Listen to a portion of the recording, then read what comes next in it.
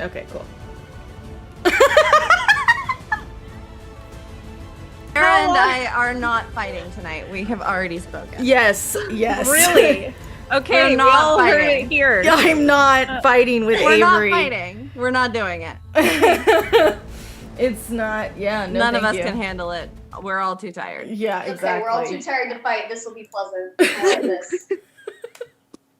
Well, hi guys. Even though we've been chatting for a little bit, welcome to tonight's live of Empire Storms and Tower of Dawn. Someone said it perfectly. The first comment was, it's so perfect that we're combining these two. So we're going to spend the first chunk talking about Empire of Storms, and then we'll spend the second chunk talking about Tower of Dawn. If you have any questions for both of those books or any topics you want us to clarify or explain, you can put it in Slido. The code is what is it? WIMW, because you suck. Yeah, it's Where Is My Wife? That's what it is. By the way, I feel like I don't need to say this anymore because we're at the end of the series, but this is full Throne of Glass spoilers. I always like to, just in case we accidentally say something that is, I'm just going to say it, Maeve is Valg, so like, you know, We've only got one book left, y'all. Yeah, we only have one book left. So anyways, so tonight we're going to kind of go through like we're going to quickly go through some basic beats of Empire Storms. So we're going to go through some basic beats of Tower of Dawn. We'll mention our favorite moments, anything we didn't like in these books. And then we'll obviously be answering any questions that you guys have in the series. Someone said, why do you relish in Rowan's pain? You know, you'd be surprised. I actually like a tortured Rowan, so I don't mind. I would not be surprised by that in the slightest. No. Izzy knows firsthand when she writes fan fiction about Azriel. I'm like, can we kill him? And she's like, no. And I'm like, right, okay. So, it surprises no one. Also, if you're reading A Light in the Flame, my favorite chapter is chapter 29. That also probably surprises no one. And Kate's even shaking her head. So, anyways. I'm ill. We also, just to be totally transparent with all of you, I think all 5 of us put together can say we've all successfully read both Empire of Storms and Tower of Dawn. Avery did her reread of Tower of Dawn last night, which bravo for her. I did the whole book yesterday. She did the whole book. I have not touched it, but I remember quite a few beats. Like, I remember the big beats. You did good when I was, like, sending you screenshots of things. Yeah. Yeah. And then I'm probably more refreshed on Empire of Storms. But, yes. Yeah. So that's just a little update on the two of us. And then has everyone else done their rereads? I know most of you guys have done Empire of Storms rereads, right? Yeah. Yeah, I've done Empire of Storms. I've done since my original read like a year and a half ago when I did the tandem and totally like, you know, kept trying to get back to Empire of Storms. So I'm excited to be refreshed on Tower of Dawn, but I'm good on Empire of Storms. Yeah. Izzy, what about you? Tower of Dawn is my favorite in the whole series. Fair. So I haven't reread it, but I remember all my favorite parts very well, very, very well. Okay. Ashley, what about you? You know me, I'm always behind on my rereads. So Kate did a lovely little refresher. Ashley's one of my favorite people in the entire world. This has happened historically like 4 or 5 times. Every time. I think it was Silver Flames. I have a really good memory, so it's she does. I like this is not a diss to Ashley because she's probably one of the most organized, like well put together people I know. And like it cracks me up every time we get close to like a new release of a book. She'll be like, "Guys, I have time," and we're like, "Do you?" And then it's always like start until like 2 days. And then it's always like 24 hours, and she's trying so hard, you guys. Like she's genuinely trying, and then usually you start late because you're in the middle of the reread. Yeah, it happens. We got to get you on the right track for CC3 though. Yes. Yeah. I'm excited for that reread. CC3. I really enjoyed rereading The CC series. Yeah. No, it's okay. Like Throne of Glass is a fun reread because you can like pick up things that you like. There's definitely more like seeds planted throughout. ACOTAR is a fun reread because you see things that you didn't realize were plants for the original trilogy, and then obviously Silver Flames is a great one for the arching world building, whatever. But Hosab and Earth and Blood are really fun because I feel like Earth and Blood the first time you're just like trying to get through. And then the second time you're like, oh, this is actually really enjoyable. So I did enjoy it a lot better the second time. yeah. Yeah. Some people are talking about in the comments, so I'm curious. How many, when you guys read this series the first time, did you guys do the tandem read, or did anyone not do the tandem read? I know Kate said she did. Avery did. I did, and I don't recommend it personally. Oh, it was really? because I was reading them ebook from the library. That's fair. I think a physical tandem might have been better, but it was just, for me, it was like a lot, and I just constantly was rushing to get back to Empire of Storm. So I feel like I didn't give Tower of Dawn the time of day. So that's why like this time I wanted to do them separately so I could really like dig into Tower of Dawn. You didn't give TOD the TOD? I didn't. Clever. Tower of Dawn. I'm dumb. I don't get it. Tower of Dawn, the time of day. TOD. There you go. Okay, great. I got you. I did do the tandem, and I liked it, except for when it came time for like 4th of July, and we all went to the beach and brought books, and I had like my 2 stacked. But actually, 3/4 of the way through Empire of Storms and Tower of Dawn, I actually put down Empire of Storms because I was so into Tower of Dawn, and I was like, I just want to finish it. So like the last 200 pages I just read, and then I went to Empire of Storms, and do it that way, folks. Ashley, what did you do? I just read it because I didn't know about the tandem because I read it before I was on Book Talk. And so I didn't even know that was a thing. And I loved Tower of Dawn, similarly to Izzy. I thought it was so good. And so I had a heart attack or have a heart attack. I just saw somebody in the comments say they haven't read it yet. But, I'm so sorry. And then Avery did what I told my mother to do, which is she read Tower of Dawn first and then Empire of Storms. Yeah, so I talked to one of my friends. So one of my friends was Sherpa-ing me through the series. And so the only reason I have any reaction videos is because I was Snapchatting her the entire time. And she told me, she was like, Avery, if you read Empire of Storms before you read Tower of Dawn, you will skip Tower of Dawn. And I was like, what? And she was like, just trust me. I know you well enough to know that you will not be able to stand it and you will need a resolution. And I was like, okay. So I went and I did, I asked her if I could read Tower of Dawn first. And she was like, I think you can. You just can't read. There's like she said, I think you can. And then I got to the back of the book, and if you read it, it says Fireheart at the top. And I texted her and I said, I'm not supposed to read this, am I? And she said, do not pass go. Do not collect $200. Go read Empire of Storms. And I was like, okay. So I went and I read Empire of Storms. And then that one I read straight through into the first part of Kingdom of Ash. And then I reread half of what I had read the night before and finished Kingdom of Ash in a day. I'm the black sheep and skipped Tower of Dawn the first time I read it. On your first read. On my first read. And that is because the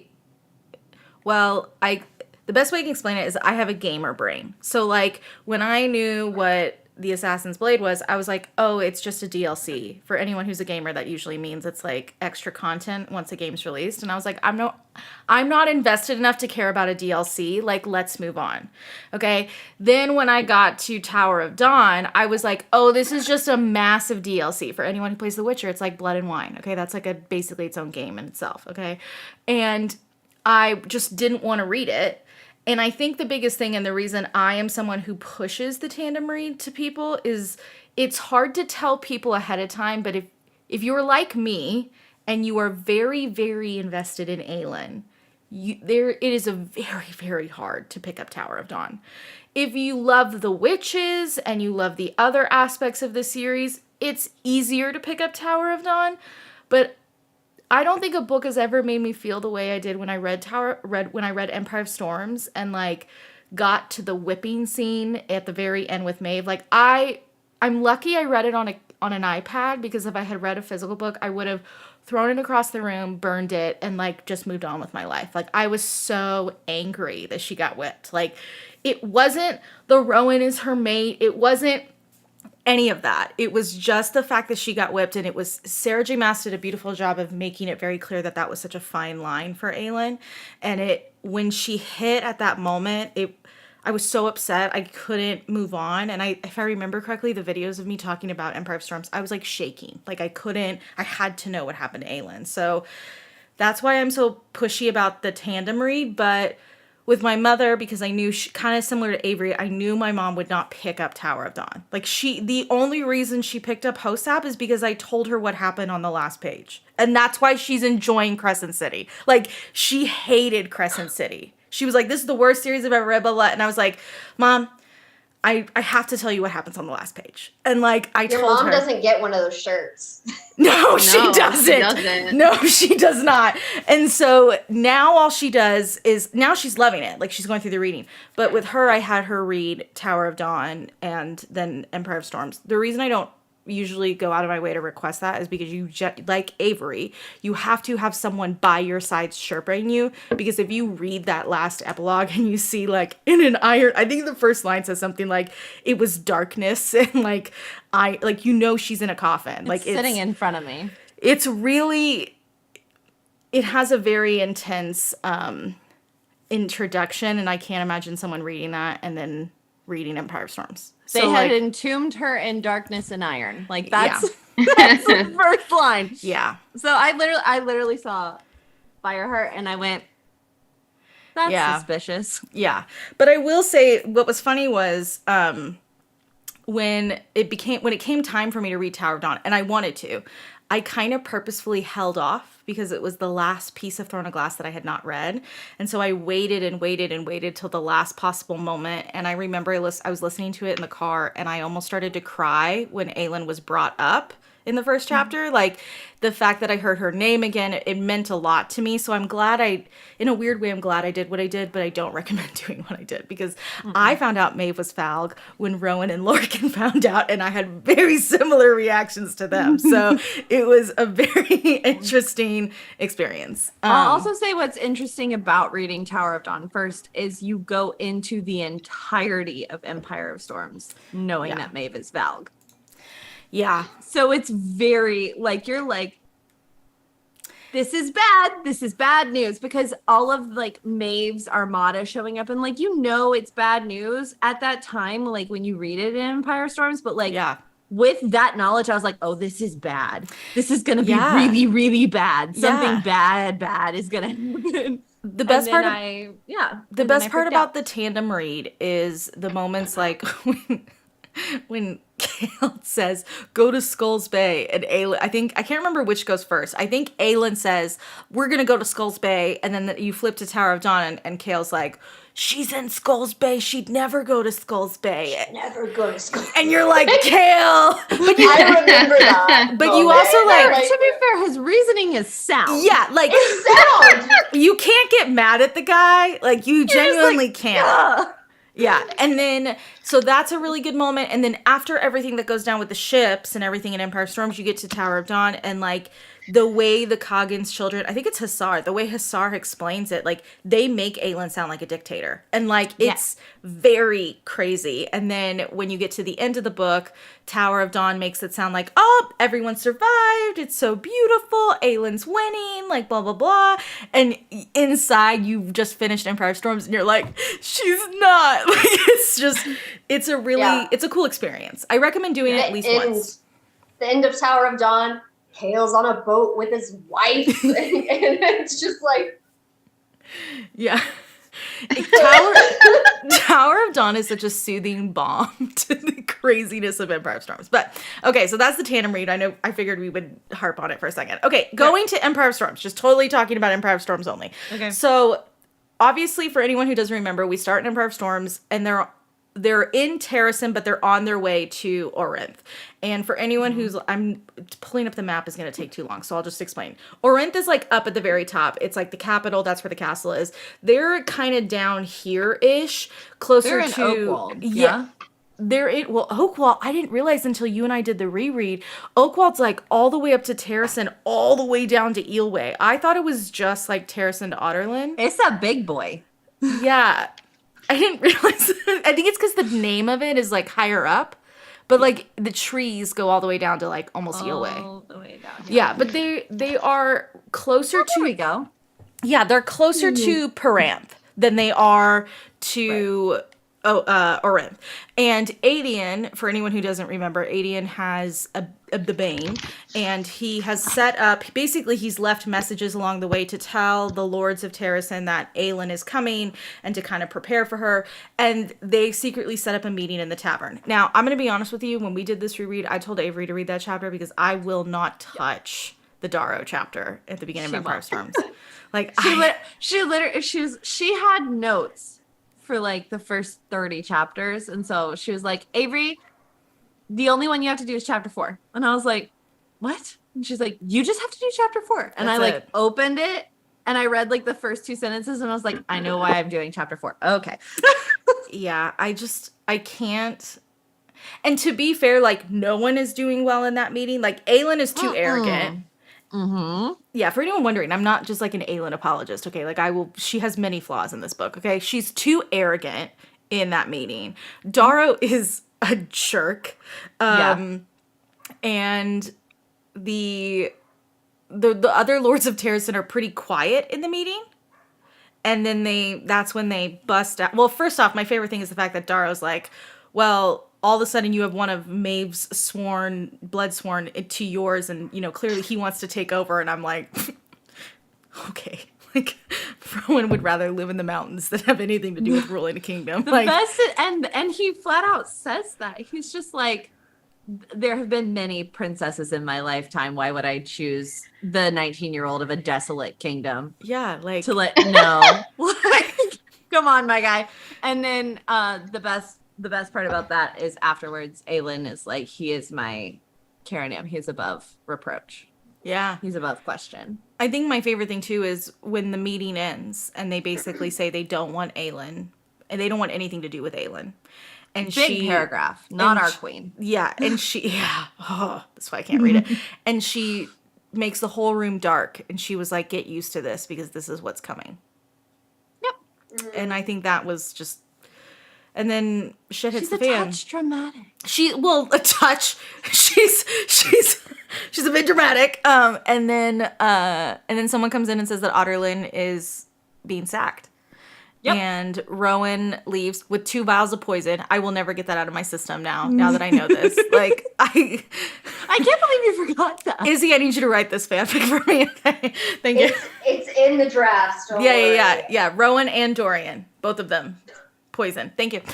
So something is wrong with you. I need these scenes. That meeting though, I remember reading it and my first thought about Darrow, like, I really thought he sucked. But I was like, if Aelin can get this guy in her corner, like, what an asset if she can get this asshole in her corner. And then I got to the end of the meeting and I looked at my husband. I was like, fuck this guy. Oh, he's so mean. I was so mad. Yeah. Well, and I think the other thing, too, is it's hard.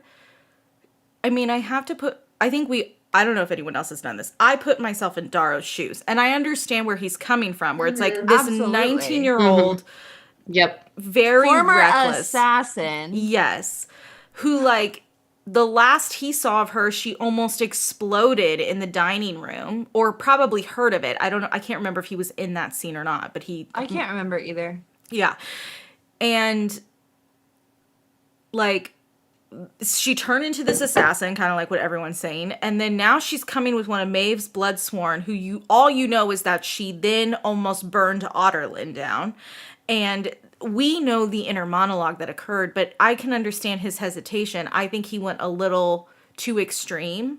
I think it would have been better to say, yeah, we're going to put you on a trial run and see how you do, and then the Lords of Terrasen will vote and be like, you need to get out. Right. But also, like, Sarah Jane Maas needs to continue the story, so it's fine. I get it. But, and then we get to Otterlin with Dorian, Manon, and the witches.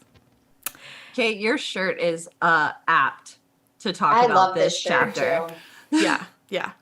And I think the biggest thing when it came to that scene was, and I thought it was a specific Yell-X, but it was just a Yell-X member that Manon had, it was Manon who had murdered. Yeah.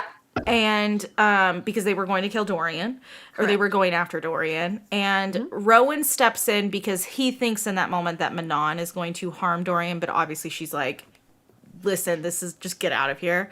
Oh, the one thing we skipped over is Manon meets Erewhon, which is another, which I know Avery and I, when Erewhon came on the page, we were like looking at him very closely. Yeah, we were like, excuse me, sir, what do you look like? We're not going to get into like Hosab or Crescent City or ACOTAR spoilers, but I will tell you, when he appeared on the page, both of us were like, what color are your eyes? Pay what does your voice sound like? Pay attention. We were like, what do you look like? Go Excuse grab me, Crescent sir? City. Like, we were a little neurotic about that. But Just a smidge. yeah, and then Rowan gets to see the damage that Aelin did with Archer from Crown of Midnight, which solid. And when they flee, it is the first time as a reader you see the word mate associated with Rowan and Aelin. I completely didn't see it the first time I read It's it. Dorian who says it, yeah? It's Dorian's inner monologue. Because Rowan like freely, he openly admits that he had a mate and that, you know, he really protects Aelin for whatever reasons. And and then Dorian's like, oh, I thought they were mates. I'm just gonna say this really quickly. Sarah, try not to go off on a tangent. This is the moment where Sarah J. Maas Oh. is saying that people can have multiple mates. This is where that interview came from. Oh, yes. As a red herring. I was like, People- don't You even. can't have multiple mates. There's not enough alcohol in this hot chocolate right now. No, to deal I with was the like, emotions. I don't think we need to go down the rabbit hole. I just think Nope. it bears saying. yeah, and for context, because I want to give context just for anyone who doesn't know, what Please. Avery is referring to is Sarah used to be extremely active on Twitter, and someone had asked her a question about multiple mates, and Sarah responded and said, yes, they can have multiple mates. She is referring to this, not ACOTAR. Because if you look at the timestamp of the tweet, which you can on Google or whatever, it is clearly in reference to a Throne of Glass, aka Rowan, not to Elreal or Brireal or whatever the hell you want to call it. Okay. Does that cover it? Okay. Cool. That covers it. Okay, Great. cool. I Moving just on. wanted to make I sense. think we nailed that. Okay, good. I literally wanted to put a nail in that coffin, okay? So, Yeah. Ashley, were you saying something? You said. There was Did that- you say there's- also? Yes. Well, not related to but the Yeah. mates situation in Queen of Shadows when Dorian stabs her, Rowan feels it. yes. And that to me was like a complete they're mates. Because Karen M can't feel yeah. like they just share power. It's different. Yeah. I forget. Did anyone read Throne of Glass before ACOTAR? No. Okay, so I did, and I think that's why I didn't see the mates thing coming at all, because I didn't know that was a tell of Sarah's. But I do know when people read ACOTAR first, it is almost instantaneous when it's usually around the Heir of Fire, beginning of Queen of Shadows. People will immediately be like, they're mates. You can't, they're.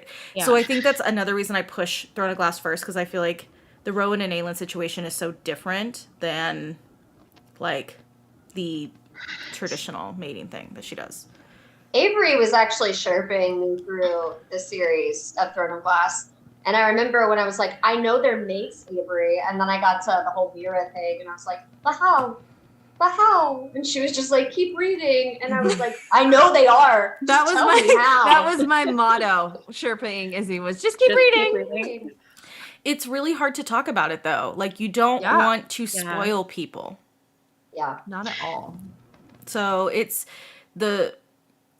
I remember, like, we had people when we did it last year, and they would say all the time, like, is Rowan and Aelin mates? And I was like, Selena and Rowan are not mates. It was like always my tell. I would always say that Selena and Rowan are not mates, and they were like, that's not what I said. And I was like, well, yeah, it is. Selena and Rowan are not mates. Like, that's because it is. And when we get to the end, I'm going to spiral about that for just 2 seconds because people like to bring that up a lot with other theories, and I want to put a pin in that. So, because I'm sick of hearing it. So, let me think. Rhiannon. Witches. Is that my mic? Yeah, I can hear. I can hear that. It's Kate. I was like, oh no, is it my mic? I was like, I heard crackling. I'm like, uh-oh. I had a dishwasher running, so I wasn't sure if it was me. So I just went ahead and like muted real quick. I was like, is it me? Yeah. Am I the drama? No. Poor Kate. It's always Kate, and it's not her fault. and it's not her fault. But I wanted to talk about the witches, and I wanted to talk about Rhiannon and what Manon's grandmother did and all of that, and Astrid, and Avery, I'm sure you want to lead this, but I wanted, because this is kind of when this happened, so like it's important to cover and give them their moment. What do you want to cover here? Like, how much of it? I mean, we can cover all of it, but like, I just think, I mean, you could just quickly wrap it up. I mean, the biggest thing is that when she returns. So when she returns from Rifthold, the punishment for Rifthold and Dorian's escape is Astrid's life. That is the cost. And at this point, we know Astrid's backstory, and we know that the 13 are loyal to Manon. They are not loyal to the Blackbeaks. They are loyal to Manon. Yeah. And Manon kind of sort of leads them to believe that she is going to kill Astrid. They've kind of accepted it. Astrid's accepted it. And then Manon just like straight up 180s and whirls Windcleaver at her grandmother, while her grandmother spews hatred and basically is like, you're not mine. I strip you of your title. You're actually the Croconair. You killed your sister. Blah, blah, blah. In front of all these people. In front of everybody. Yeah. And it's like a whole thing. And then basically they fight, and then Manon falls off as the 13 are running. She falls off, and Abraxas catches her, and she's injured, and then she runs into the Bloodhound and fights the Bloodhound, who is a female, by the way. And then Abraxas gets her again, and then she says, "Take me somewhere safe." And then that's the last we really see of Manon until she falls in the water outside of Aylin's boat. Female Bloodhound. That's the wrap up. Yeah. I think the way, and again, this is series spoilers, so if you've not read Kingdom of Ash, it's really interesting to read this scene after reading Kingdom of Ash and knowing what happens to Astrid, because you have a new respect for that whole scene entirely. And the way the 13 handled it, the way Astrid handles it, the way literally everyone in that scene handles that moment because of what is about to occur. Yeah. It's pretty cool. It's sad. Oh, somebody said Astrid killed me in the series. Let me just tell you, the 13 took my cute little heart and then went smush and then ripped it out of my chest. Yeah. And then shoved it back in, and I've been a mess ever since. So I just had a thought, and I'm going to skirt around this as well. There's a certain house in House of Sky Breath. That's about death. Is it possible that they That's about death? There's a certain house that deals with more death-like things. Sure. Is it possible to... Doubtful. Yeah, that's what I'm thinking too. But is it possible? To me, the yielding is a yielding of that. Right. So. Right. Yeah. I don't think it's possible. It would have been so cool, just one moment. I know. Okay. All right. I just had a thought. All right. We're like semi-skirting around it, but also kind of not. Well, like, you know what I mean. If you know those words, you know those words. If you know what I mean, you know what I mean. Okay. You brought up Bloodhound, so I guess it's time to talk about Lorcan and Illy. Oh darn! So so excited. Well, the first thing we didn't talk about the okay, this is actually good. I haven't asked anyone this. What do you guys think of Elena after reading this book? Because Elena is the prologue in this book. Like, does anyone have sympathy for her, or is it still like? Oh yeah, I don't think that you can have sympathy for Aelin and not Elena. It's kind of like right. Her I feel like it's same person, different font, kind of. Yeah, Kate, you're good. When you unmuted, I didn't hear anything. Okay, cool. For Elena, for me, she honestly, there's some stuff that she does that reminds me a little bit of Cass's mom from Blood and Ash. Like, she made mistakes and then is trying to like live a lie, and it's like, in some ways, I feel bad for her, but I'm also like, you have to deal with the consequences. Like, obviously, she loses her like afterlife with the ones she loves and all this stuff, but you know, you reap what you sow. My only thought on Elena is the debt has been paid enough. I think Kate makes a good point, because I never thought about that comparison. I think that's a really good comparison of those two characters. It's hard to read the prologue, which for anyone who, I'm just going to take 2 seconds to summarize the prologue. The most interesting thing about it is Gavin and Elena are standing on the top of a mountain. They're about to have this big, I think it's the Demon Wars. They're about to have this massive war. And Gavin is basically begging Elena to go to her father, who, by the way, is Brandon Galathinius, and like to flee, because he knows that Brandon is extremely powerful. In Gavin's eyes, he thinks that's kind of their last, you know, hurrah is Brandon, because Brandon is so powerful. Elena drops the bomb that Brandon is actually losing his powers because he's already starting to fade and go into the afterlife. And so he's not able to fight in this war. And so this really is dependent on Elena and Gavin's actions. And that is when the decision is made by Elena to put Erewhon in the coffin, because at this point in time, they will not win this war. And if they don't win this, if they just go on with the war, the entire world is over. And so their only option is to put him in a coffin and hope that the next person is strong enough to fight it. And Gavin definitely struggles with that throughout the book. Even you see him later on in this book, and you see him a little bit in Kingdom of Ash. He struggles with the fact that a younger generation is dealing with this. I think Elena is too, but Elena is dealing with it in a different way than Gavin is. And yeah, I remember the first time I read the series, and I really hated Elena. Like, I wanted to like her, but I struggled. And this time around, I wanted to appreciate her more. And Yeah. she's a cool character. So that's my only little tangent on Elena. Okay, Lorcan and Illy.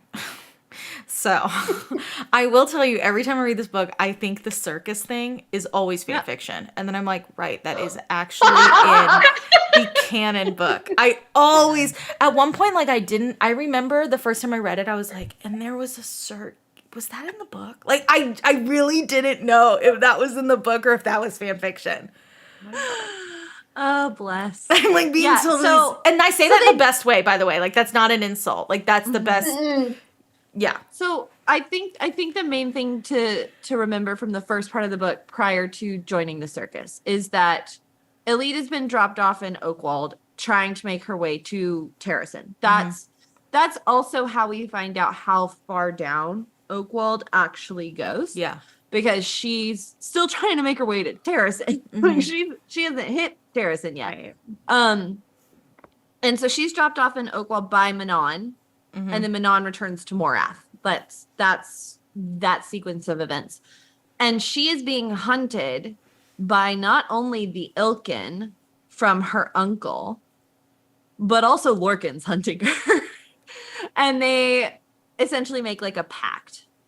And then they join the circus. My favorite thing, and I know I spew a lot of hate about Lorcan, but my favorite thing is Lorcan's inner monologue about Illy, because he's like, she looks like a child, but she has really big boobs. Like, he's so confused, and I'm like, Lorcan, what are you doing? Like, either, like, go up to her and attack her, or, like, you were already attracted to this tiny human. Like, make a decision. Lorcan has never seen a short woman before. No! Yes. He doesn't know what that is. All women are short to Lorcan. He's not seen one this short. But somebody just said in the comments, Marion, that is correct. She does lie to Lorcan and say that her name is Marion. She does not give him her name outright. No. Yeah. Yeah, so there's a lot, and they slowly reveal things to each other throughout their journeys, which is why the travel song from Shrek the Musical is in the playlist. You're welcome. Also, why Hello Little Girl from Into the Woods is also in the playlist, because that is the perfect description of... You're welcome. Yeah. We're such fucking nerds. Yeah, exactly. But I think it's... There's a lot of Little Red Riding Hood references to them. I'm so sorry. Little Red Riding Hood references. It's really interesting too when you get to the Lorcan and Iliad stuff, because they both are hiding things from each other because they don't trust the other person, but they also want the other person to reveal it because they want to trust the other person. And they're both so damn stubborn in a way that is different than Rowan and Aylin's stubbornness, that they have a little bit more comedy than I think the other stories do, which is a lot of fun. He literally carries her like a sack of potatoes. Yes. That's called slapstick comedy. He does. He carries her like a sack of potatoes, and but he genuinely protects her. Like, he goes out of his way to be kind to her, which is surprising for what every reader has known about Lorcan up until Empire Storms. Well, and that's the thing about Lorcan, is that, like, when you find out that he was whipped in Rowan's place for Mistward, like, when you find that out, you can see that there is a decent, loyal man there. Yeah. For the people that he cares about. The problem is that Aelin Galathinius has been a thorn in his side. Yes. From the second they met. And he doesn't like her. And so, he doesn't. It leads to a series of events, but he ends up Bloodsworn, so it's fine. I mean, let's all talk about where we really, like, all come together as a fandom when he makes her a pad for her period and doesn't act grossed out by her period. He's just like, oh, that? Here. Yeah. I didn't like them, and I was like, I think my favorite thing isn't that he does that. It's the fact that in Kingdom of Ash, Iliad won't accept them, so Gabrielle has to be the one to give it to her, because even though they're still Lorcan, they're still Lorcan. Like, they're not Gabrielle's. And, like, Gabrielle's like, oh my god, this is like that whole... I almost wish we got more of that traveling party, because, like, what an absolute nightmare that group was. Like, you have Rowan, who's, like, unhinged, bird crying every 5 seconds. You have Lorcan, who's, like, just wanting to apologize to Iliad. Iliad, who's like, F you, I want nothing to do with you. And then you have Gabrielle, who's like, I guess I'm here to keep the peace. Like, I'd like to get to know my son. Uncle Kitty Cat. You need a pal? Uncle Kitty Cat has a lot going on. Poor Uncle Kitty Cat. The king of sanitary napkins. Yeah, like, literally, Gabrielle went just so it's literally the dad moment where it's like, no, I'll go. I'll keep an eye on everything. Like, that was what it was. It was like Gabrielle's going because he knows that Aiden is, like, off the rails in Terracin. Like, it's... That whole party is just... It's so funny to me. It's an actual And, like, mess. Rowan does things in Kingdom of Ash, and, like, Lorcan and Gabrielle are like, wow, okay, we're nowhere near her. Like, it's just... The whole thing is a joke. Okay, sorry. Skulls Bay. Did I talk enough about Lorcan? Okay, good. Skulls Bay. We'll talk more about Lorcan at the end, so we're good for now. Okay, so... Okay, Skulls Bay. Skulls Bay. So, Lorcan and... sorry, not Lorcan. Rowan and Dorian arrive first. The one thing I do want to point out, and I found very fascinating, is the fact that Dorian asks Rowan to train him, but Rowan admits that he doesn't think he can because Dorian has raw magic, and he even gives Dorian the hint that he can shapeshift because he's like, I think you can do a lot of things. So they start to kind of train, but Rowan is not 100% confident that he's the right person to train Dorian, which is kind of cute. Rolf knows, based off of the fact that Dorian and Rowan are there, that Aelin Galathinius is going to arrive. And then Fenris and Gavriel show up, and they reveal that they are there because they are about to, they're looking for Lorcan, and they're there by Maeve to, hi Seffi, they're there by Maeve to attack and kill Lorcan. So that is fun. My favorite thing about this whole thing, and I don't know if anyone else agrees, Fenris is like an underlying character that we all secretly like, but then we read Kingdom of Ash, and like when he shows up, you're just like, yes! Like, I love you! Like, he's just the best. Fenris is the best. And he really is. He has some very Aelin type tendencies. You also find out that Fenris revealed that he wanted to actually train Aelin first, but Maeve said no and sent Rowan instead for obvious reasons. Right. And then I still don't really get how this whole thing went down, but basically Rowan got a hint that they should go to Rolf's office, and they arrive and they open the door. And it's your favorite scene in all it of is my Sarah J. Maas. favorite scene in any Sarah, even Hosap. Like, nothing will top this scene for me. It's a really good scene. Aelin's sitting on the counter, and she's like, I liked your old office, Ralph. And then she starts grabbing the emeralds and being, and like, oh, you I'd like to get to know. And Rowan's like, I'm taken. And she's like, she must be beautiful and exquisite and fine. And da-da-da. And I'm like, oh my God. It's so campy that I'm like, I never would have thought. I loved it. I never would have thought that would have been in a traditionally published book. Like, it's just so. Do you know what it is? I would love nothing more than for that, like, to be able to see that. Oh my God, yeah. At some point. You can, and I'll tell you why. As soon as I heard, read the scene, I saw Han Solo in the cantina with, like, his legs propped up on the table and lounging back. And I was like, oh my God, she's Han Solo. This is so cool. Yeah, no, you're right. It's such a well executed scene. Also, to the fact that like the cadre are there, and like and Rolf is like, you kill her, and the cadre is like, no, we'll not be doing that, sir. And even like the best part about it too, and it's something that people kind of forget, it's Dorian's point of view. So like Dorian is the one that's like, what is going on? I feel like I shouldn't be watching something that I'm watching. My favorite thing is him just like trying to like keep a straight face the entire time, and like his inner monologue of watching the entire thing and being like, what is going on? Yeah, if it were The Office, they would totally zoom in on his face. And he would like multiple times. Multiple times. It's just the best. And then Lysander shows up, and then we get the reveal that Rolf finds out that Aelin is Selena and Selena is Aelin.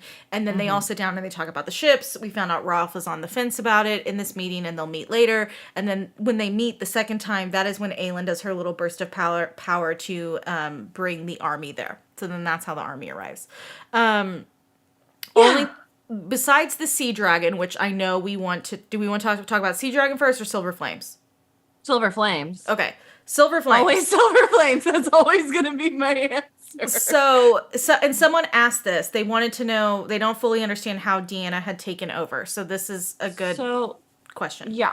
So if I am recalling correctly, basically, Aelin delves into her power and breaks into another layer, which is Mala's power within herself. And when she does that, it awakens the word key on her chest, which opens a gateway, not like a full word gate, like but a like pocket realm. A pathway for Deanna to just step through and take over. And she do indeed. The most important thing is the fact that she's wearing the word key, and that is what sparks. That's what causes it. Yeah. So that's how Deanna takes over. We do realize that it's silver fire that Aelin is now producing. Silver fire. And she has stars in her eyes. She does have stars in her eyes. And it's actually called Moonfire. And what's interesting is that Aelin gets cold with it. Much like what happens with Nesta when she In the does House of crying or anything where her eyes turn silver. Let's just like recall briefly that like we know it gets cold and we know that the cold like takes over because Cassian has to make out with Nesta to get the hoarfrost out of her mouth. So yeah, I forgot about that. Yeah, that's a good point.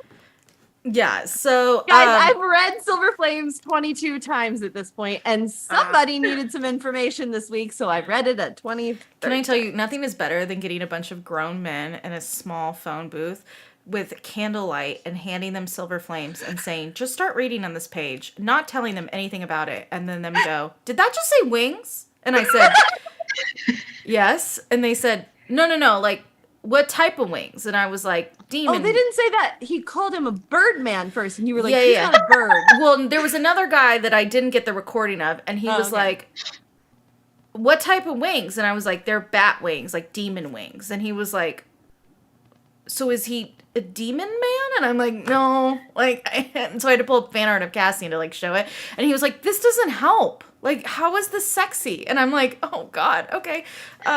Just Really and then myself here. And then my favorite part is they were like, so shouldn't we just read 50 Shades of Grey? And I'm like, you do realize this is like the new 50 Shades of Grey, right? Like, this is the book everyone cares about. Like, That's an insult. Well, no, I'm saying like Just say that. Well, I'm saying Take it back. I'm saying it in terms of like guys think of 50 Shades of Grey as like the sexy book, but like The that's pinnacle of sexiness. yeah, that's what our moms read. Like we read Silver Flame. I mean, I read that in college, but okay. I read it in middle school, so like you know. No, your it's fine. mom read it. Okay, you read it on not a published book, so I mean, it's basically the same as it was when it was on. Yeah, Fanfic nothing on that by changed. Snow Queen's Ice Dragon. Nothing. It's exactly the same except for the name. She literally just Command F. Oh, Bella. Change name. That's all she did. And bells, yeah. Yep. So yeah. Anyways, that's that. Oh, I should give them IPB. That would be a good. That's good. If someone knows IPB chapters, I'll bring it in for them. Anyways, and I'll literally send you the book. You can have my copy. Oh, Take okay. it to the office because Yeah, I yeah. don't want it. Oh, can you tab some of the crazy scenes? Sure. I read about a quarter of the way through and then stopped. It's actually good. They're so cute. Thank you, I couldn't do it. I couldn't Thank do you, it. Kate. I read like 19 of them. So Look, like I tried. I at least There's so many of tried. them. I'm not being judgy about it. It just wasn't for me. Okay, Me this and is Avery all. on the same page with That's it. fine. This is all I'm gonna No, say that's is not there's good. only one person in this chat that I would never recommend that book to, and that's Ashley. Ashley. I've read IPB. Really? they're I've not read the that first spicy. 3. Oh yeah, I remember. The first They're one's not not- that spicy.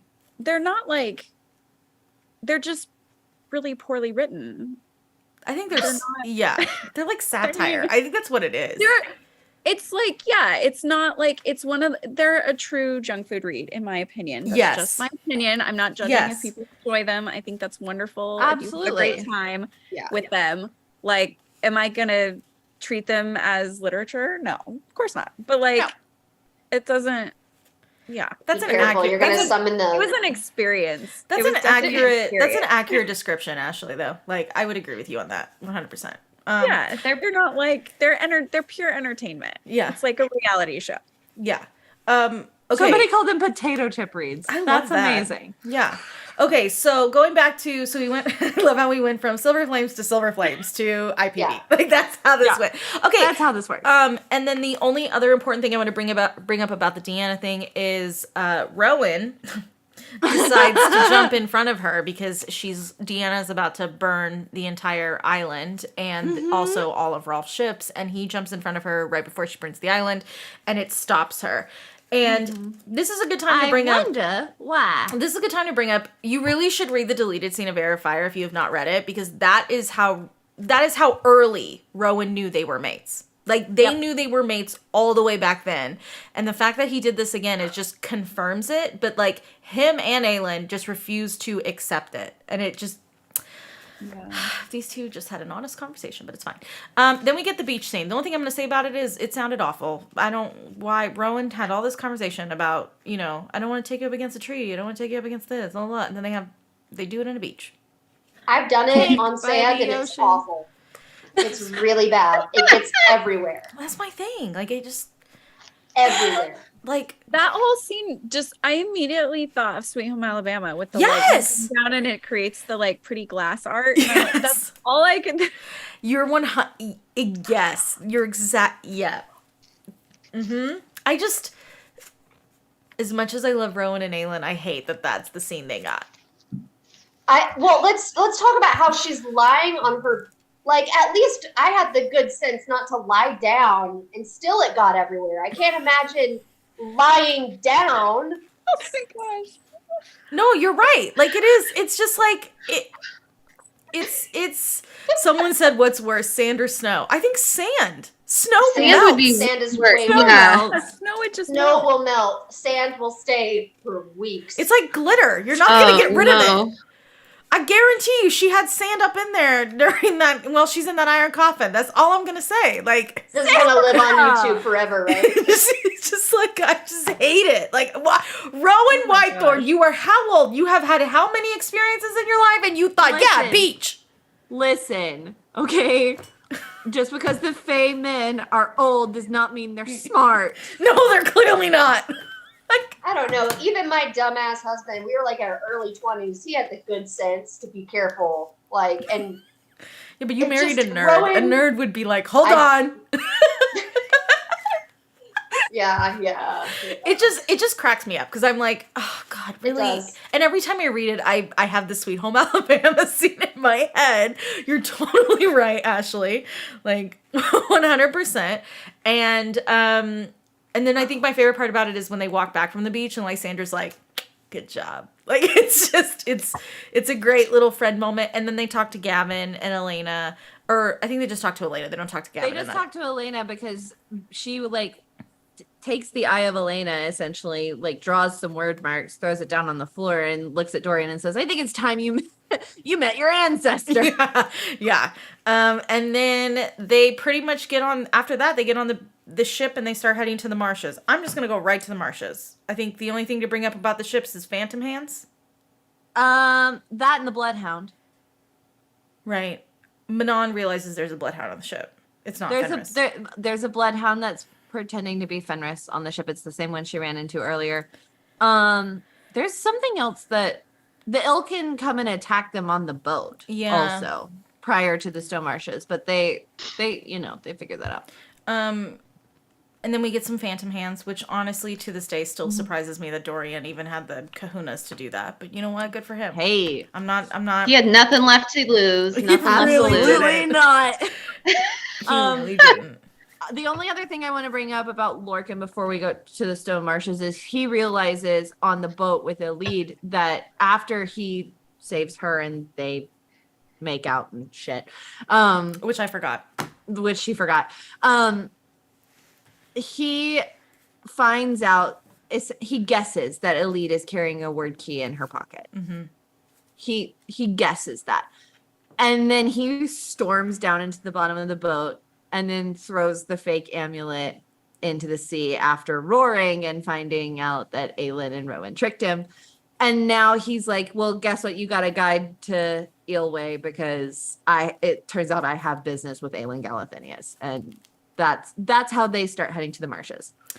Okay. So someone was asking about the timeline of the wedding and how that all works. So for anyone who doesn't remember, or I'll vaguely bring this up. So I can't remember if it's before or after Ansel arrives. I think it's after.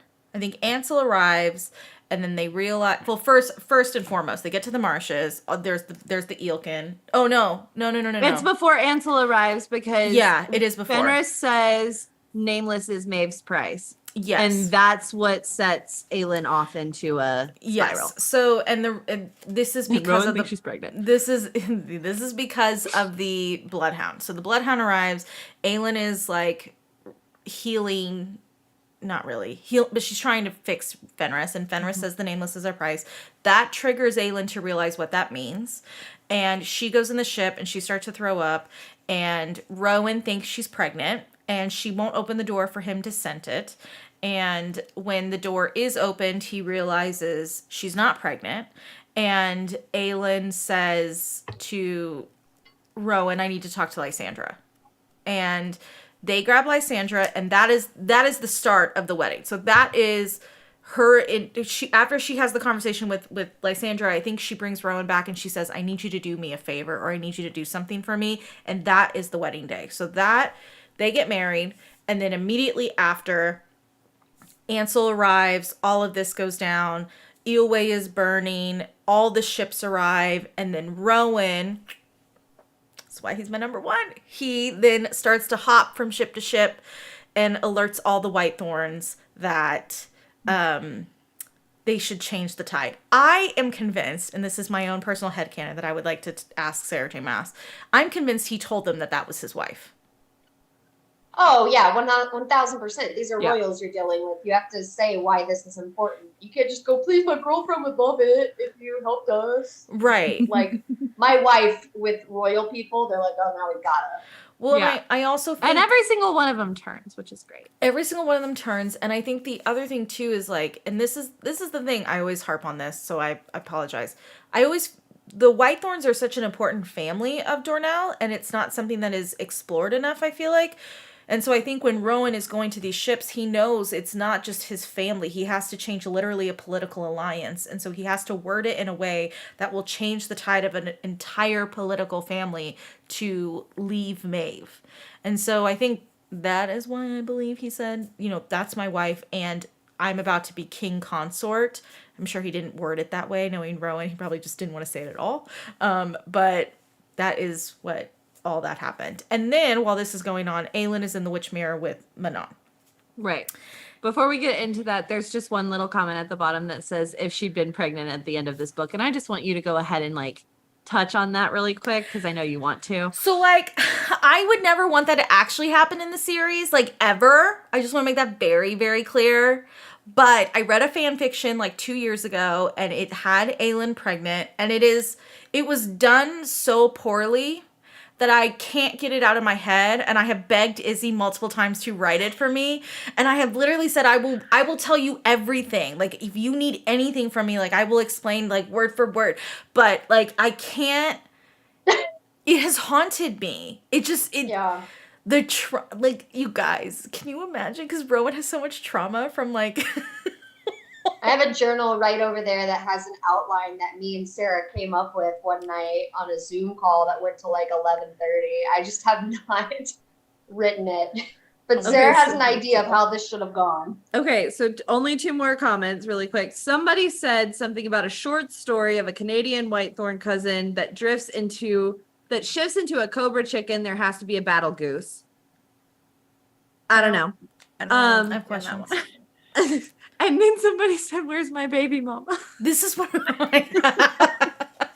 But this is the thing. The way because the way I want this fic to go, because I have thought too hard about this, is I really want her to get pregnant on the wedding night, not at the beach scene, so he wouldn't know.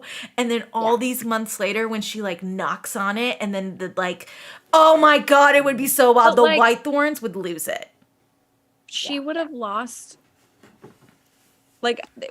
I keep thinking it would have been horrible for her to go at the end of this book to be pregnant and then go into of Ash and would have lost the baby, right? In Sarah's outline, in this AAU, Ashley, she gets rescued much quicker because she's pregnant. Oh, so okay, yeah. Don't worry, what if Maeve? But what if Maeve took the baby? That's my whole point. Is I think if Maeve had realized that she was pregnant, that whole thing would have gone differently because Maeve would have wanted that baby more than anything. Yeah. That's a lot. So we think that would hasten Rowan and the Cabra to get to her. Oh. Is that. So no, but I'm saying what if they didn't? So that's what happened in the one submission at a time. Okay, you know what? There's only one room for Tora's chaos, okay? You can't come in here. No, but this is the thing. So that's what happened in the original fic, Ashley, was the one that I read. It was 2 years later he found her, and the baby was it was essentially The Room. That's basically what it was. It was the Room movie. Yeah. And he found out, but it was just done. I was there's no way that Sarah, Rowan. real quick. What? You mean what Sarah means is room with Brie Larson, not Yes. Tommy Wiseau's The Room. Not Tommy's. Yeah, not that one. It's like, who's the author? Emma Donahue. Isn't that who wrote that? Yeah. Like, Yeah. and to me, that made no sense because if Rowan had any indication that there was a child of his, like, out in the wild and it was Aylin's, like, he wouldn't have 2 years. Absolutely not. Like, it took him 3 months to find out she wasn't even pregnant. If there was a baby, it would have been a crazy, crazy timeline. So, okay, we got to the ships burning. We did all of that. Do we want to talk about the Witchmere stuff? I mean, the only thing important to talk about is the gods yes, in the Witchmere. Yes, that's super important. That might be something I spiraled about today. Okay, go for it. Kate, you look like you're gonna say something. Well, I was just gonna say, I mean, before that, you have all the stuff in the actual marshes when you finally have the Ilkin, and then Lorcan comes when she's all drained, and then you have Gavriel and Fenris trying to like assassinate him, and a lead like jumps in the way, and then she gets bitten, and she's like dying, and then it's a great scene because then Aelin comes up and she's like, I claim her, and Manon's like, no, I claim her, and Manon looks over at Lorcan and is like, you're at the bottom of this list, buddy, so don't even fucking say anything. And that I think is so funny. I think that's I also like how Rowan words it very specifically to help stave off Maeve's blood order. Yeah. Like he uses like the wording to say like this is an act of war if you kill him. Yes. So yes, Rowan does do that, and Fenris is just like, oh, thank God. Yeah. Well, I always forget, and it is. Thank you for bringing it up, Kate, because I do love how everyone has this sort of like tie to like Illy, and like it's like no, she's mine. No, actually, she's mine, and then everyone looks at Lorcan and they're like, buddy, sit down. Just stop. It's the same thing when Ansel arrives and Aylin's like, this is Ansel, Queen of the Waste. And Manon's like, I'm sorry, what did you just say? Like, yeah. Like, that is also just like the best. And I think Aelin, what Aelin says in that scene, she's like, you two can fight about this later. Okay. We not right now, you know? Yeah. And Aelin also is the one that indicates to Manon that she should look for the Kraken witches. And I think that is another really kind of, I think I really liked Manon's response to that. She's like, oh, okay. Like she didn't really think of it. And that was it. So they go through the Witchmere. You want to talk about the Witchmere? Because this is like in the Witchmere. Go for it. So I spiraled. So there are 12 gods. Every time they are brought up, there are 12 of them. So there's 12 in this scene, and then there's also 12 in a scene in Kingdom of Ash. So basically they each speak, and then she says things, the one of light and shadow, the one of wind and rain, or whatever. So it's light and shadow, wind and rain, song and memory, sea and sky and storms, many shifting voices, flame and light and ashes, the one who saw all with wise, calm eyes, darkness and death, voice of steel and shields, and the one with three faces. There are only 10 that are named in this scene. Of the the one 12. with three faces. That's what it says? Yes, the one with three faces, like the mother in Akatar and like the witches worship in this. Yes. Like the Queen of Many Faces. Okay, got it. No. You don't think like that one? Okay. No, I have other theories on that. Okay. Okay. So basically what I did was I tried to use the gods and goddesses that we know in Throne of Glass and identify them. So that's what I spiraled about today. Theories to come. But yeah, so that's the main thing is like we find out through this mirror what actually happened. And so in this, we see Elena's interaction with the gods after sealing Erewhon in the tomb. So that's how we get the names of the gods, or the descriptions of the gods. Is they are all damning Elena for betraying them. And it's also where we see Nehemia. And we see... Yeah, that's the next scene. So, like, it starts with, like, it says, like, one header. And then you get this whole scene. And then there's, like, another header. And then it's Elena telling Nehemia that she'll never see Eyllwe again. And that there's two people at the time, she said, waiting for her in Rifthold. Otterlin, I think is what she said. She says you will not know her by her name, and that you will know her by the mark she bears on her forehead and by her eyes. And then she says, also Dorian. Yeah, which is why when you go back and you read Throne of Glass and the mark appears in Aelin, not during the fight, but this is before, Nehemia very quickly realizes exactly who that is and that's when she starts. You'll notice pretty quickly, like once Nehemia realizes that's when Nehemia changes her tune about sharing and being more present around Aelin. So that's that little tidbit. Once Manon and Aelin are done being in the Witchmere, they then get pushed out to the beach. Yeah. And Maeve is there. Yeah. She's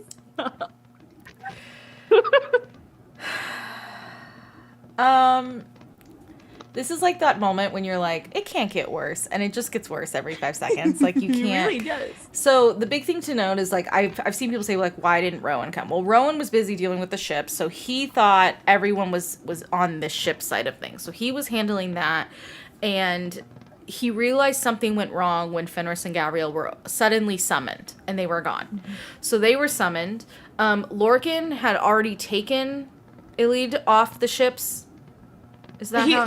So Lorcan says to Rowan, she goes to shore. If she goes to safety on shore, you have my sword.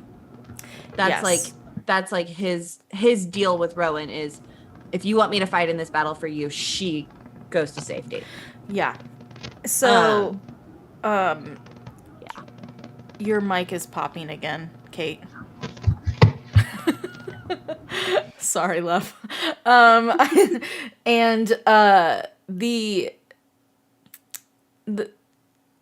so Iliad is there, and everyone also sorry, we just forgot to mention one thing about the Witchmere is that Dorian figured out that riddle and told Aelin and Manon to go into the Witchmere. Yes, that's like a whole thing. Yes. Sorry, and Adian was like, "What are you doing?" And in typical no. They like go in, and Adian like walks in as they like go in, and then he loses his shit. Yeah, then he like fights Dorian, and like this is a black eye. This is the problem I have when people like don't like Adian, is because like this is Adian's life. Is like he's literally 2 seconds behind Aelin's stupidity 24/7. Like he's right. He's like, wait, and he's like, oh my god, this is the most ridiculous thing. So it's very it's kind of ridiculous. But anyways, we get to I'm like avoiding talking about this. I'm going to rip it off like a Band-Aid. So we get to the shore, and Maeve is there. And this is when Maeve has her big evil queen speech. And she reveals that she has always known that this was her plan all along, that Aelin was going to give her the keys. What Maeve doesn't realize is Aelin knows the minute she sees Maeve that this is game over. And she kind of does a quick switcheroo with Manon and hands Manon the keys. That is very early in all of this, for anyone wondering. It is like described. And Maeve explains that she purposefully, she's been waiting for Aelin. And she knew it was going to be this Firebringer that had Brandon's magic, which is why she had it be tested in Air of Fire and all this stuff. And she also knew that Rowan was always going to be the mate of whoever this person was, because when Rowan was born, he was the most powerful Fae warrior, and it just made sense. And so that is why she tricked Rowan and Lyra into thinking they were both mates, and then she purposefully put the attack on the mountain so that Rowan would be so distraught that the only thing he would do is then make himself bloodsworn to her. Freeing Rowan was kind of a whatever thing, because at the end of the day it was going to get her the keys, and that was the most important part to her. Yeah, it was a diversion. It was all a diversion. And then they bring out a coffin, and they say to Aelin, you have a choice between yourself or Iliad, because the other piece of the pie is that, Lorcan, not by his own will, has Iliad hostage as also a kind of claiming piece. The other thing too is Manon is totally neutral in this conversation. The Queen Maeve even says like, I have no quarrels with you. Manon agrees. Manon acts neutral. She acts neutral, but the reason is because she's got the keys. So she Correct. is really there to grab Elliot and get out. Like, that's it.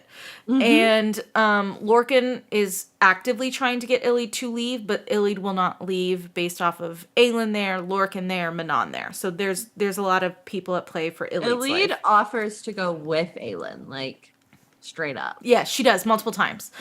And Aelin knows that that's never going to happen. So then Aelin begins her goodbye. And if you've never listened to the audiobook, I'm happy to play the scene. No. With Elizabeth Evans, because she sounds like she's crying when she does Aelin's big. Are you trying to make us cry right now? No. Really, I'm just saying, like, recommend listening to it because it's really great. Elizabeth, she does a great job.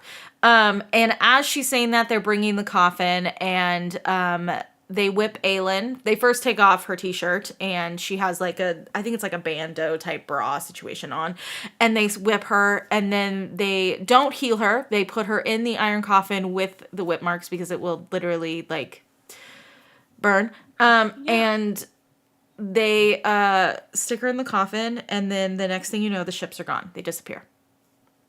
Oh, and Fenris is with them. I forgot to bring that up. Fenris is with them. Lorcan is... Maeve takes Fenris, and Lorcan and Gabrielle are both stripped of their... Dishonorably.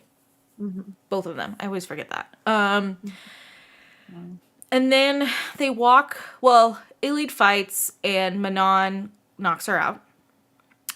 With Windcleaver, yes. With Windcleaver, and drags her to the beach. And this is when we get the infamous line from Rowan, which is, "Where is my wife?" And this is how you know Sarah J. Maas is a mastermind. And I say that literally and figuratively. Thank you, Taylor Swift, because I think that song belongs to Sarah J. Maas and not who everyone in Book Talk thinks. Because Rowan then says, "Where is my wife?" And Lorcan falls to the ground and starts crying because he realizes how bad he messed up, which, you know what? Good. And then we see the ships come, and that's when we know that Gwendolen is there, and we see the silent assassins, and everyone is there to rally around Aelin. Aedion doesn't even get a second to breathe before he finds out that the whole plan all along was that Lysandra was going to wear the skin of Aelin, and he was going to have to essentially be a breeding machine and get Lysandra pregnant so that they would always have children that looked like Rowan and Aelin, and or at least Aelin, more importantly. And Aedion does things that I don't think any of us can defend, but he has anger management issues. That's the best way I'm going to say it. Yeah, I mean, we can understand that the man has been blindsided. Yeah, and reacts poorly. We can understand that. It doesn't excuse anything, but we can understand that because what's happening to him sucks. Yeah. Like major suckage. And I think the biggest thing too, and Avery and I, we had like a massive debate argument about Aedion and Lorcan, and my biggest issue has always been people easily forgive Lorcan, but they don't easily forgive Aedion, and it bothers me that people don't forgive Aedion because Aedion is a young guy. I don't defend his actions with Lysandra ever, but he is constantly put in situations that is not of his control, and I think that's my issue. Yeah, and if the roles were reversed and Lysandra was made breeding stock without her consent, I can guarantee we'd have a lot of girlies here going, "Yeah, throw him out in the snow, Lysandra." Yeah. Aedion is not a Tamlin. Aedion is here. Let's put it in. Let's put it in a comparison that I think everyone would shut up about. Aedion is Rune. They're the same character, except Aedion is a younger version and a more reckless version of Rune. A hot-headed version. Yeah.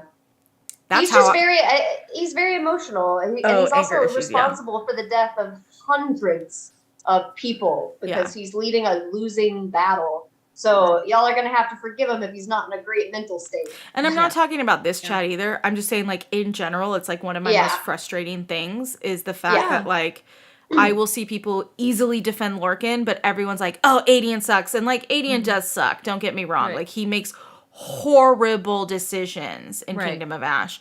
But if you look at his life, like... Yeah. They're true to his character. Yeah. And Aelin is not innocent in this. That's the worst part. That's who he's truly mad at. Yeah. That's who he truly should have thrown into the snow. Yeah. And Rowan. Yeah, she's just not there. And Rowan, who is he's older and he has gone through this. I mean, he's been a commander in war multiple times for Maeve. He immediately goes into general mode. And he's like, okay, so this is how we're going to deal with this. This is how we're going to divide things, like X, Y, and Aedion, he's too emotional in this. And so he can't do that. And so Rowan has to be the one to do it. It sucks that it's Rowan because it's his mate and he has more of an emotional pull towards it, but Aedion can't. Is 24. Yeah, and he does feel a certain betrayal to Lysandra. And it's not fair because Lysandra is doing what Aedion would have done if it was reversed. But that's kind of where he's at. Now Lorcan, on the other hand. Say your piece, I'll say mine, and we'll be done. No, just go ahead and say your piece. I mean, yeah. Oh my gosh. Okay. So the reason I can forgive Lorcan is because I can see how he would have tunnel vision in this moment. Yeah. Because what the situation that arises that leads to the events that happen is that Ansel's ships arrive. And all he sees is an armada of ships coming for them. And he sends out a warning, blast of power, summons, whatever, to the one person apart from Elide that he's truly loyal to, which is Maeve. Maeve then can find the exact location of Aelin. That's what happens. Maeve was already waiting. She was already the one setting fires to Eelway. Like, she was planning to take Aelin in the iron coffin that had been forged for forever since she thought of Brandon's heir. All of that is just canon information. I can forgive him because I can see how he would trust Maeve and damn the consequences to save Elide.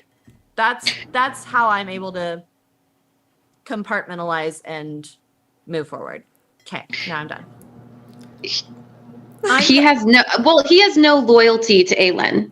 No, he doesn't. Like I feel like you get mad at him, but like he's never been her ally. I don't not you. Like what he did. Sarah gets mad at him. Yeah, no. My he's never been her ally. My issue stems from the fact that it's a few things, but the biggest thing is the fact that like Illy spent the majority of that trip talking about how she wanted to get to Aelin Galathenius. He knew that, and so the minute they get there. And I understand his relationship doesn't show that loyalty, and so he's very standoffish on the whole thing. But he doesn't give Ilide the choice in that moment. He takes it away from her the moment he summons Maeve to come. I agree with Avery that Maeve was going to come regardless. However, the fact that she came in the way she did, where Aelin was so drained of her powers, Lorcan has some responsibility to that. Yeah. I mean, sure, it was all Maeve's plot, but he has some responsibility. Yeah. But at that point in time, he has no reason not to do any of this. Like, there's no he's entirely loyal to Maeve. He hates Aelin, so... But he's loyal, but he's doing this because of Ilide. He's not doing it because of Maeve. And so he takes away Ilide's wish, which has been to be with Aelin this entire time. And I think the root of my issue, if I'm going to be totally honest, is the fact that I said this to Avery, I feel like Aelin is Aelin in Queen of Shadows, and then Aelin is Reckless in Empire of Storms, and then we see a very traumatized Aelin in Kingdom of Ash, which is sad to me because I wish the last book we could have seen more of that spark of an Aelin, but I understand why everything went down the way it did.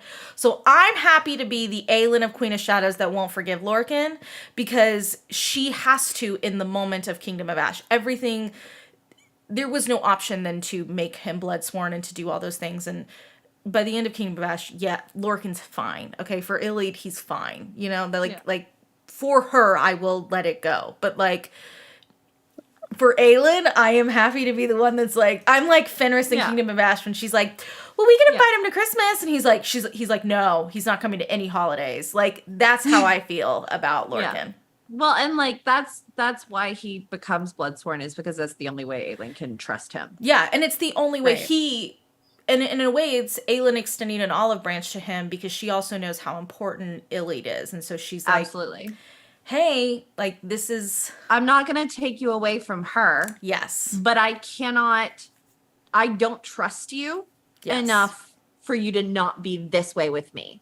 And he's just like, all right, cool. That's what we're doing then. I think the other thing, too, is I think I would have a much harder time with him if he didn't grovel so much at the beginning of Kingdom of Ash. Like, I think that makes it so much better for me that I'm like, good. Iliad stuck to her guns and, like, really made him work for it. Oh, she makes him crawl. Yeah. Oh, yeah. No, he 100%. And he is the one that does grab Aelin in Kingdom of Ash. Mm-hmm. The only thing I want to say, and I'm going to wrap this up super, super quick, but the only thing I want to talk about Tower of I know. Dawn. The only thing I want to say about this before we get to Tower of Dawn is I want to talk about the deleted scene of Airfire, because anyone who's never read Kingdom of Ash, I just want to hit the beats that are super important in that scene, because this is why it is so cool to read this before Kingdom of Ash. And it's basically a big fluff scene about Rowan and his ex is here, but the biggest piece of this, and the person I want to bring up, is Asar. And Asar is Lorcan's ex, who you meet in this bonus scene. Now, Asar has fire magic, and in the deleted scene, she's in the kitchen at one point in Mistward, and Aelin comes down, and Asar very quickly pieces together the fact that Aelin and Rowan are mates.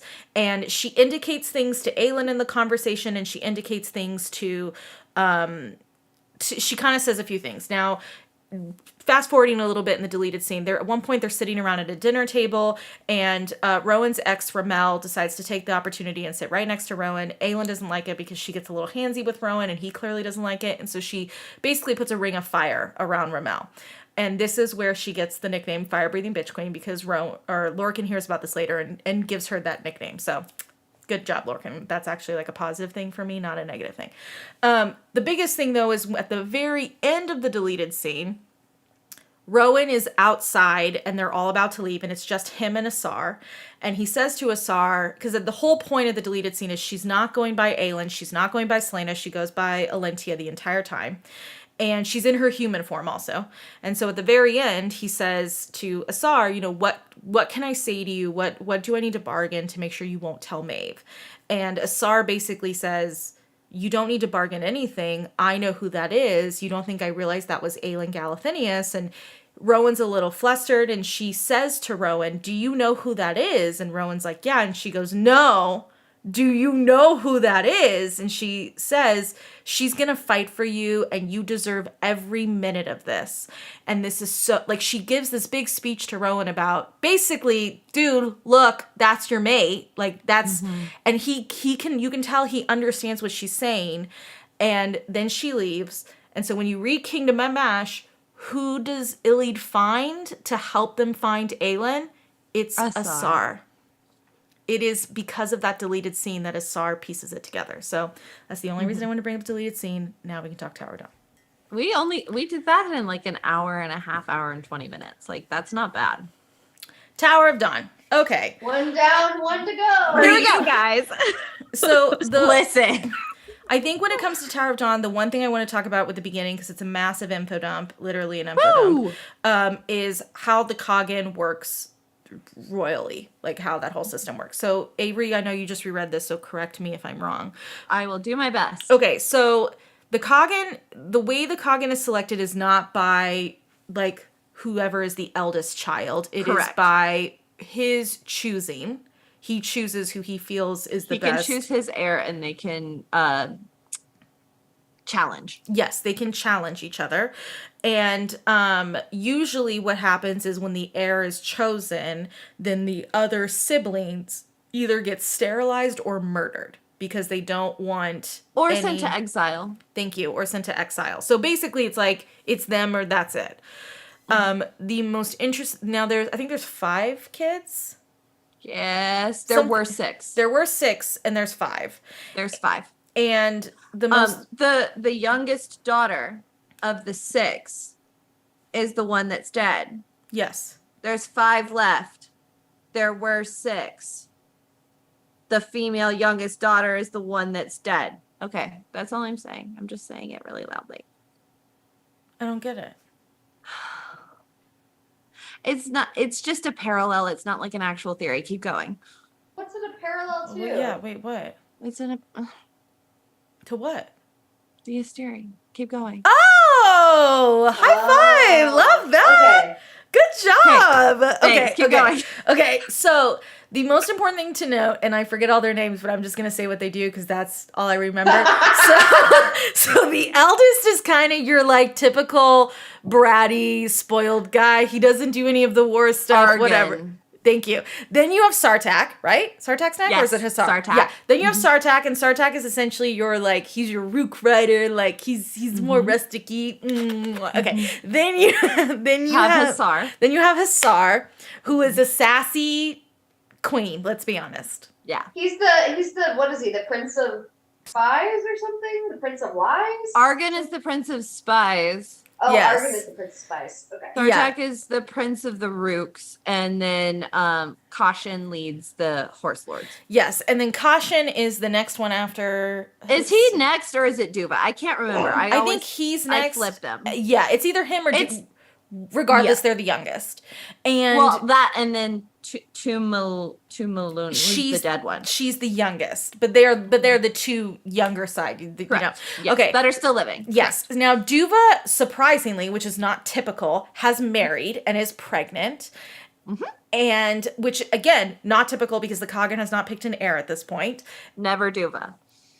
Yes. It was never Duva for anyone wondering. But the baby was like, that wasn't created from the Valg situation. Oh, no, I just meant something else, but it's okay. We'll get to that at the end. Keep going. Okay. And then Caution, who is the one with the horses, he is the one that has a crush on Irene. Oh, he's the one who's professed his love to Irene and been shut down. Yeah. So he's the one who like loves her. Okay, that's how the Kagan works. Oh, the Winged Prince. That's Sartak. Oh my god, he's so great. Okay, anyways, On Kadara. I just love. By the way, how do you pronounce Nezrin's Rook? Oh God, I'd have to look at it again. Hang on. Okay, because I never. You know what? I think Sartak and Hunt would be like best friends. It's a toughie. You know, I'm telling you right now. When I read Sartak, I was like, I can tell Sarah has written Reese. Got it. Like, Sartak. Like same wrong book. suave, very Wrong sexy. He's just so good. Hussar is the Navy. Got it. Okay. Yes, she Hussar is the one who is in charge of the armada. So she's the ships. She's the ships. Okay, and then Caution is the horses. So it's spies, rooks, ships, horses.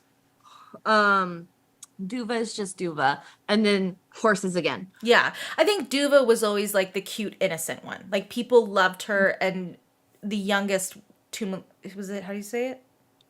It's like Tumaleon or Tumaloon or something like that. I said Tumaloon, so that's what I was curious. I listened to the audiobook yesterday, so that's vaguely it. Okay, Tumaloon, I always felt like was like the fun. She gave off the vibes that she was like the fun, wild youngest. So like that was the thing.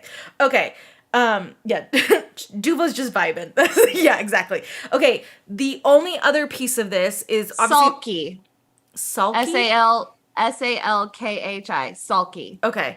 That's how I would say it. The only other piece of this is that the Kagan and his family kingdom also give a piece of the land to the Torre Chesme, which is the healers.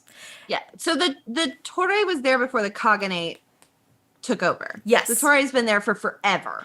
Yeah, this is a Not forever, but at least 1,500 years. This is a really good time to bring up the fact that if you have read Hosab, I would listen very carefully to what we're about to say, okay? When it comes to this entire book, okay? Yeah. Lost Bay, an oasis in a desert. Yeah. Okay, so when Dorian, when Kale arrives, I always say Kale's on a sliding scale when I read Tower of Dawn. Sometimes I really understand his actions. Sometimes I want to punch him in the face. It just depends on the chapter. That's honestly. fair. when he arrives, he's in a pretty negative headspace because he's still in the wheelchair. He feels pretty useless. Nesrin definitely has mixed emotions because she feels home again, and she's very excited to meet the Kagan. And they get there. They bring a treasure trove of items that that Dorian and Aelin had given him to give to the Kagan. So Kale is going there as, I believe it's the ambassador of Terrasen and the hand of the king of Otterlin. Correct. It's like, I think they say emissary, but yes. Oh, thank you. I couldn't remember if it was emissary or... Yeah, okay. But more importantly, he's the hand of the king of Otterlin, but he's also there to represent Terrasen, so he's doing both. Correct. Now, when he presents the jewels, the Kagan basically is like, I don't want an assassin's jewels, because the Kagan spies know who Aelin truly is. Right. But they do say they will help heal him. Yes, and part of that whole initial interaction is in Nesrin's point of view, which is really interesting to see because she knows the customs and she knows a lot of the culture. So she starts taking note of things like the missing princess and the white that's flying out of the windows, and those are like funeral, like that's their way of, honoring their dead. Yeah. And slowly she begins to realize, and then it's revealed that a daughter has died while they were at sea. So, and they believe it's suicide. They do believe it's suicide, but it's like a whole, like, I'm sorry, you're coming here to ask us to join your war. Don't you know our daughter has died? Yes. Like, it's very, Nesrin is completely like, oh my God, huge faux pas, huge problem, huge, no. We need to like get the hell out of here right now. Yeah. So, I will say when reading Tower of Dawn, Sarah did a great job of transporting you to a second location. Like it felt very different from the rest of the book. I liked it a lot. It's a fun time. And so then Kale is brought to a room that he and Nesrin are sharing at the time because they are still together. Yeah. Well, so the room is shared, but they each have their own bedrooms within it. Yes. So there's like a foyer that they share with like a beloved couch that ends up making its way back to Otterlin somehow. It's really messy, but it looks like this couch. Just for anyone wondering, it's when I bought this, everyone's like, "Oh, it's the gold couch from Tower of Dawn," and I was like, "Thank you all so much for that comparison." But it looks like that. It's a settee. Yes. So there's a couch in the foyer or whatever, and then Nesrin has a room and Kale has a room, and they each have their own bathing rooms. And a servant assigned to each of them. Who's really a spy? Well, Kaja is a spy, which we later find out for Sartak, but also Argan. Yeah. Like it's like it's a dual situation. And then Nesrin's servant comes in the first night and never returns. And never sends a replacement. It's a one time and then like nope, never again. I wonder if Sarah just forgot.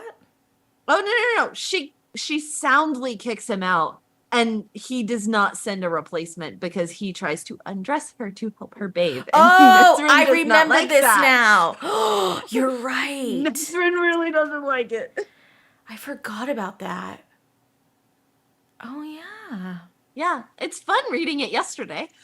Yeah. Like it is. I'm rereading it this weekend, so that's why I'm like, oh yeah. And then she has more time this weekend than I do. And then Irene. Yeah, my baby. So Irene is at the Torre, and she has... Is she officially gotten the position as, like, the second? No. So she is the unofficial heir to the Healer on High. Okay. And it is heavily hinted that is what Hafiza wants for her. But she's like apprenticing her, right? Mm-hmm. Yeah. But she's also not... She knows of Irene's plans and is not going to stand in Irene's way. Like, if Irene wants to go back to Otterlin, she's going to let Irene But she's go back kind of like, it's really nice here. Yeah, there's a lot of that. Stay. Well, and she keeps trying to tempt her with Prince Caution, too, which is just, like, she's like that. She's like your mom when she, like, sees that a boy likes you. She's like, well, don't you like him, too? Because he's cute. Yeah. And, like, and then, she ends up with Kale. And, like, that is great. This is when I have to remind myself that Kale's hot. I just have to remind Kale myself. is hot. Can I tell you, if he was like an actual person, he would. Why would you forget that? He would literally be my Well, type.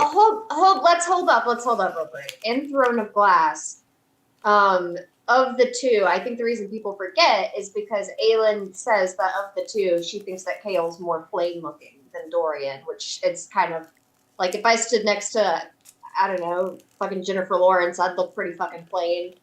So I mean, I think that's why people forget. We're talking about a raven-haired man with sapphire eyes versus a chestnut brown-haired man with really pretty brown eyes. Like, they're just apples and oranges. They just That's look why people different. forget, I think. The thing is, though, like, she calls them plain. I don't know if it's just me, but I feel like if I stood next to Dorian and Kale and was like, pick one, I would pick Kale based off of looks because I would be so intimidated by Dorian that I would be like, I could never compete. Okay, like, I think for me it would be like Dorian would be almost too scrawny for me. Fair. Okay. Avery made my choice very clear. I need the nerdy green bee who likes the books. I'll take Dorian. Like Dorian is obviously, like, in my mind he's more attractive just like because that's more of my type. But but if we're being honest, like I also like the muscly generals. So it's fine. That's why, I mean, listen, Aelin's got a type. I definitely have a type. That's my type. Yeah. Okay, but done. I do forget that he, like, you know, Kale's still good. Like, he's not. Yeah. I think if they actually ever made it into a TV show, I'd be like, oh, no. Why did you have to cast a hot guy as Kale? Because now I would find Kale more hot than Dorian. I'd be like, Dorian. It's like Damon and Stefan in Vampire Diaries. Like, I could never fall for Damon. He was too pretty. Like, it had to be. Somebody just said Dorian is hot guy intimidating. Kale is farm boy. Completely. On my own spit. Completely. That is 1,000% accurate. Love that. Oh Lord. That's it. That's it. It's it, you know, but then there's Rowan and forget it. So that's, yeah. I'm trying to think what happens next. They get, what's the next big thing that happens? So the next big thing is, they kind of go about their day and then, she goes, no, she doesn't do that yet, but, Irene comes. That's the next thing is Irene. She has her conversation with Hafiza. Hafiza's like, this is my last test for you, essentially. And then it's the next day and Irene comes and Irene is really, really not happy to be there. Is very not nice. And as she says, unprofessional. It is a great meet cute. She's an hour late. It's probably my favorite introduction of two characters in the entire Throne of Glass series. Oh, I love it so much. Yes, Samantha, the whole "can you use your manhood?" and then to completion, and he's like, "Why do you need to know that?" And she just writes like a big fat no, and he's like, "Yes, like." And like, can I say that as a Kale stan at that point? I was so here for her being such a shit to him. I was like, fucking lay it on. He needs it. Yeah. It's very similar to, there were moments in, I'm like, is my phone going off?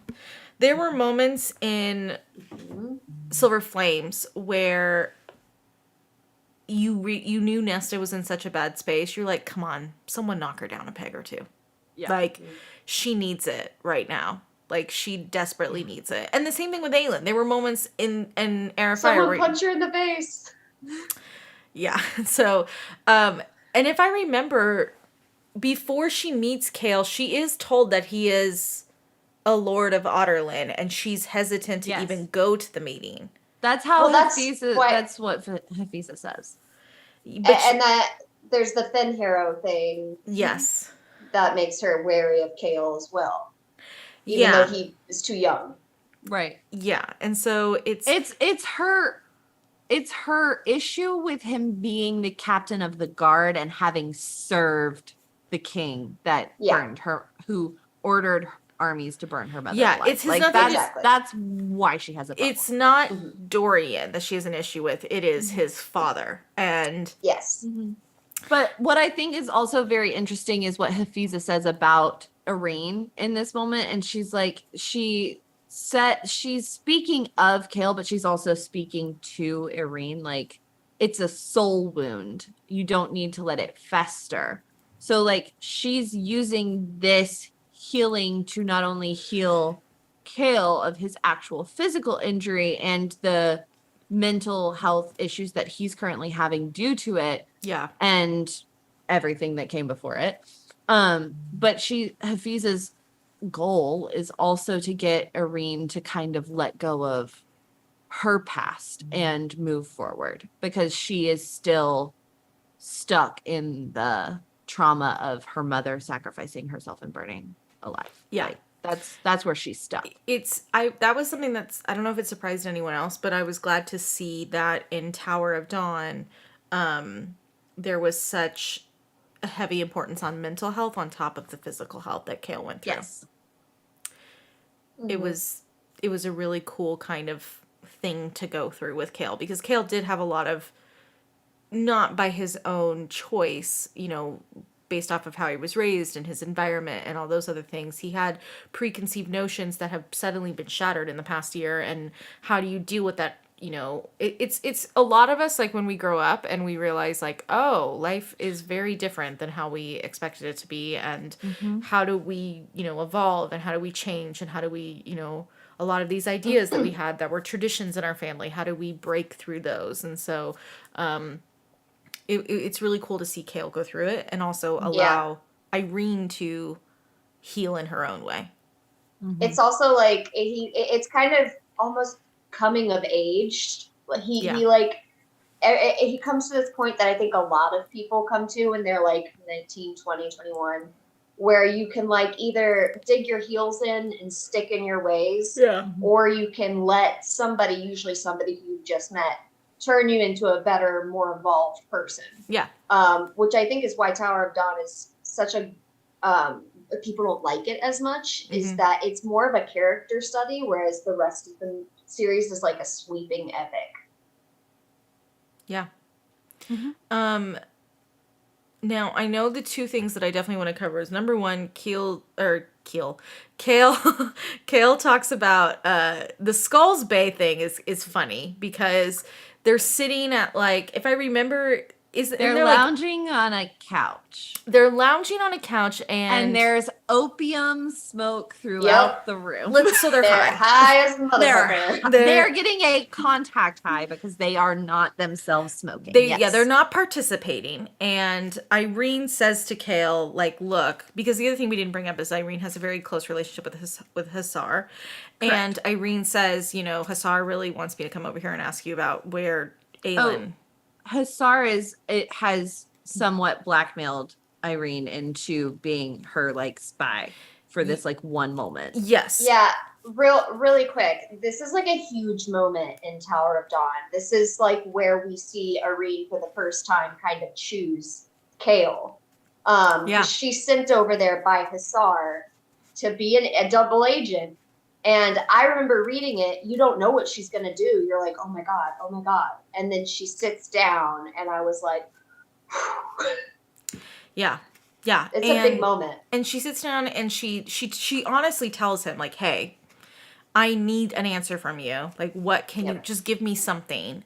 And he says Skulls Bay because he thinks, oh, Aelin would never return to Skulls Bay, because he knows her history of what had happened there. And Irene's like, thank you, Skulls Bay, got it. But it's one of those situations where it's like, I know something you don't know, and it's like, but I know something that you don't know, so I know something. Like, it's one of those, like, so Kale, it's not really your fault, bro, but also, damn, you know? Yeah. And then, I guess the big beat is the horse shortly after, where he then is taken to with the healers. Yes, it's very shortly after that. Yes. I'm trying to remember order of events, but I believe it's very shortly after that. And because they get into a fight about it. Yeah. So Irene essentially, Kale rides a horse to the Torre Chesme because he's there to help train. Like, he's volunteered because Irene is doing the lessons that Kale doesn't know this yet, but he's doing the lessons that Aelin had taught her. And she asks if he would come. And he's like, yeah, he totally is. He's very open to it. Very excited and hopeful about being able to ride a horse. And he literally like says on like a broken voice, like, please don't give me this hope and take it away. And she said, good healers don't do that. Yeah. And is it Farasha at this point? Was it always? No, that's the desert. Okay. Yeah. And they get there and Irene goes into like doctor nurse mode, and like she starts basically diagnosing like what is going on, because she thinks in terms of a medical professional and Kale thinks in more literal, and so he gets very upset and very embarrassed, and Irene genuinely was just doing it in a medical learning environment, and it's like, and Hafiza comes over and talks to him, and like he does the whole lesson, and he's very like amenable to all of the healers and instructive, and he just keeps giving Irene the cold shoulder, and she's just like, why is he mad at me? I don't understand why he's mad at me. Yeah, because he also thinks this has to do with her own issues with Otterlin, but it has it's like cringy and cute and like sad but also adorable, like all in one moment. And Right, it's just but we really also sweet. need to backtrack, that's right. because That is after the healer. we skipped over something. Yeah, the whole reason they're doing these self-defense lessons in the first place.